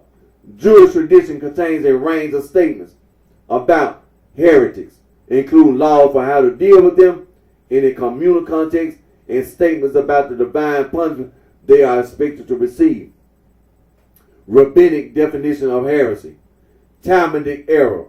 The Greek term for heresy originally denoted division, sect, religious, or philosophical party, is applied by Josephus to the three Jewish sects, Sadducees, Pharisees, and Essenes, in the sense of a schism to be deprecated. The word occurs in 1 Corinthians 11:19, Galatians 5:20, and particularly in 2 Peter 2:1. Hence, heretic in the sense of factious, Titus 2:10. The specific rabbinical term for heresies or religious division due to an unlawful spirit is manim, literally kinds of belief. The singular mem for heretic or Gnostic is coined idiomatically like go and an amharense. See Gnosticism. The law, you shall not cut yourselves, is interpreted by the rabbis.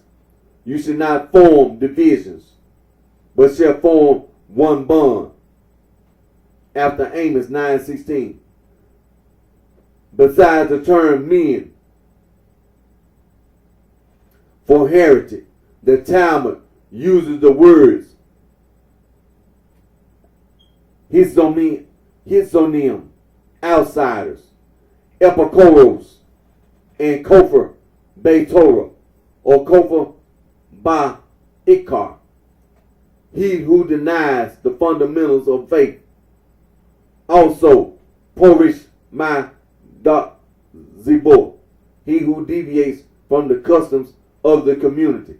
Religious fundamentalists claim that all these groups are consigned to Gehonom for all eternity and have no possibility of a portion in the world to come. Now pay attention.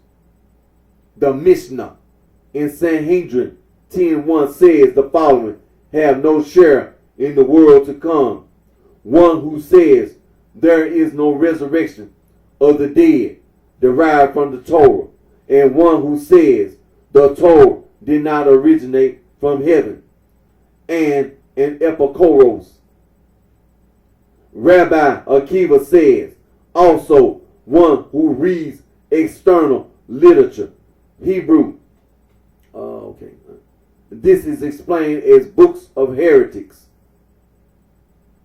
The biblical verse, so that you do not follow your heart and eyes, is explained as you should not turn to heretic views, minut, which lead your heart away from God. The Berkat Ha-Manim is a curse on heretics. The belief that the curse was directed at Christians was sometimes cause for persecution of Jews.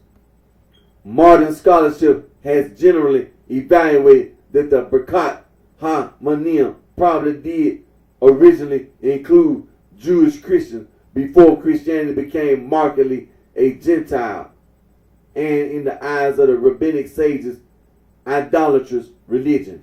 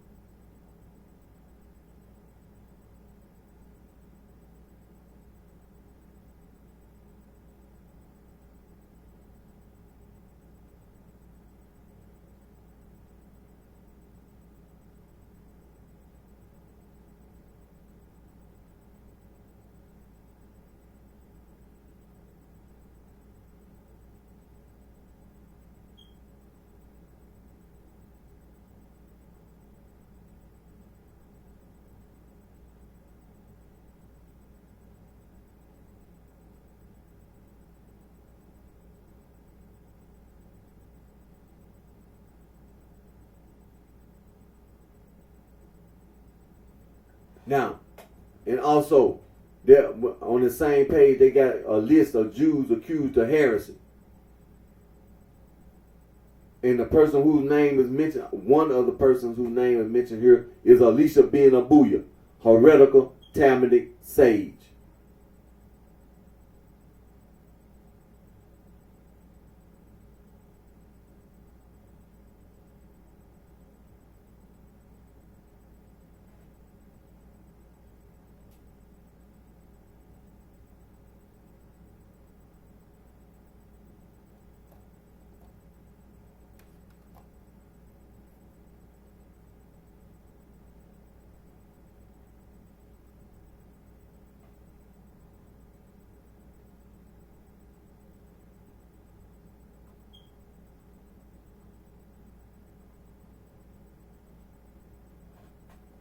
And so, like I said, this Elisha ben Abuya, when the Jewish rabbis identified this person, you know, as this Elisha ben Abuya, it wasn't just one rabbi, it was the rabbis as a collective. You understand? And so, I want to take the time today, you know, continue to talk about Judaism, because the church fathers in the Catholic Church had identified the Gnostics as being Jews. And we see here that the Jews were aware of Gnosticism, and one of the important Jewish rabbis, Rabbi Akiva, did not approve of Gnosticism. And we see here another, this, for example, the rabbis as a collective, they did not tolerate, did not condone heresy. This Elisha ben Abuya. And Rabbi Akiva, he knew about this Elisha ben Abuya. He didn't condone it.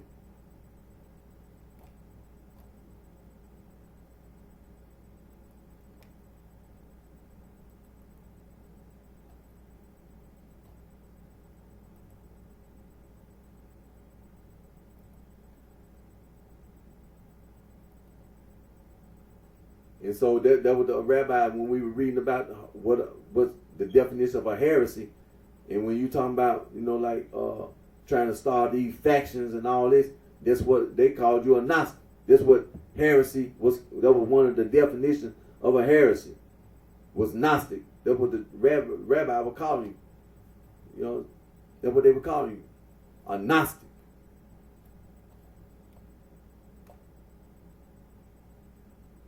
You're a heretic. So don't you even dare try to say it's okay. Don't you even dare say nothing like that about Gnosticism ever again.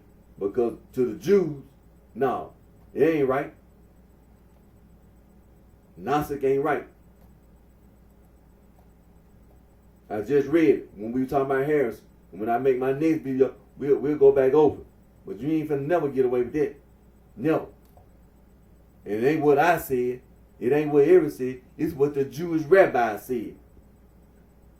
It's what the Jewish rabbis, they don't condone heresy.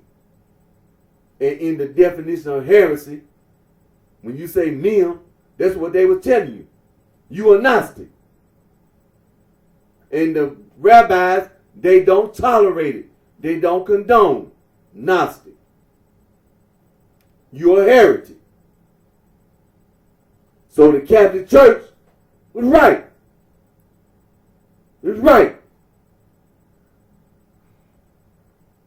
to refute Gnosticism and to prove that Gnosticism was a heresy. Saint Irenaeus, the Bishop of Lyons, and Saint Ignatius, the Bishop of Antioch, and Saint Ignatius, he was involved because he transcribed. While Saint Irenaeus was talking, Saint Ignatius was doing the writing,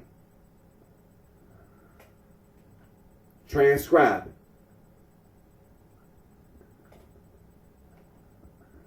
And so, like I wanted to say, today is Father's Day here in the United States of America. And hope and pray that any and everybody had a safe and blessed, had a blessed, a safe and blessed Father's Day. And continue to pray. We'll always give thanks to our Lord and Savior Jesus Christ, Son of God, for all the blessings that He blesses us all with. Continue to pray for peace. There are many wars being fought all over the world, all over this earth, all on this planet. Continue to pray for peace. Pray for peace.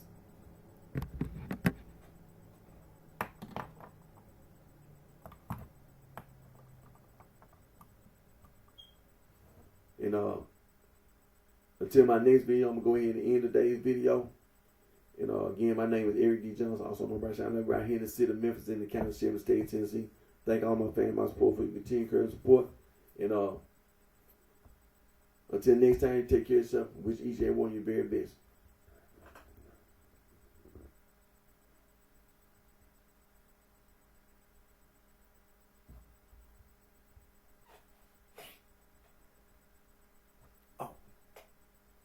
Oh, before I leave, this week here in the United States of America, we got I almost forgot. We got Juneteenth coming up this week. Juneteenth here in the United States of America. You know, all this about slavery, and when slavery had ended, news didn't travel as fast. So if I live in Tennessee, since I lived in the state of Tennessee when the Civil War ended, I found out about it, and we was free at that point. But slavery hadn't ended in like Texas or Missouri or on that side, Arkansas to the west. So they had to hear about it. That's what Juneteenth is about, is ending slavery.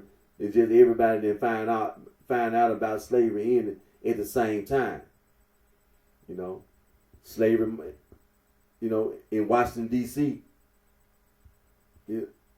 when President Johnson, Grant, when the president said, look, man, the Emancipation Proclamation, slavery ended, those who were close to the White House, they found out about it at that moment. Right then, when the president walked outside the White House, they found out about it. Then the other slaves in Virginia, they found, we had to find out about it that way. We ain't had no telephones or, telegraph or nothing. That's how information traveled. That's what it means. Juneteenth, about the end of slavery. Everybody didn't find out about it all at the same time. It was a process, slow, but eventually everybody found out about the end of slavery. And so we're glad that slavery did end. Just like, and then later on, all this Jim Crow stuff, eventually that ended. All this segregation, all that ended. Here we are today. And all this racism and bigotry and prejudice, all that stupid stuff ended. But we still hear about things all over the world. But hoping and praying that we as human beings, we try to come together with the League of Nations, and then from the League of Nations we had the United Nations. And in the United Nations Charter, we try to give each and every person that's born on this earth, on this planet, rights. All kind of rights. Because we want to live in peace. That's what the United Nations for. It's to stand for peace. And for every human being, each and every person that's born on this earth, on this planet, have the right to live. And have all these other rights. To be educated, to have business, and all that. Own property and all that. To be safe from violence. So, in Juneteenth, we can celebrate human rights. And so, continue to hope and pray for peace all over the world. That all these wars will end, and that each and every person that's living on this earth and on this planet can have peace and be able to live in peace. And until next time, you take care of yourself and wish each and every one of you the very best.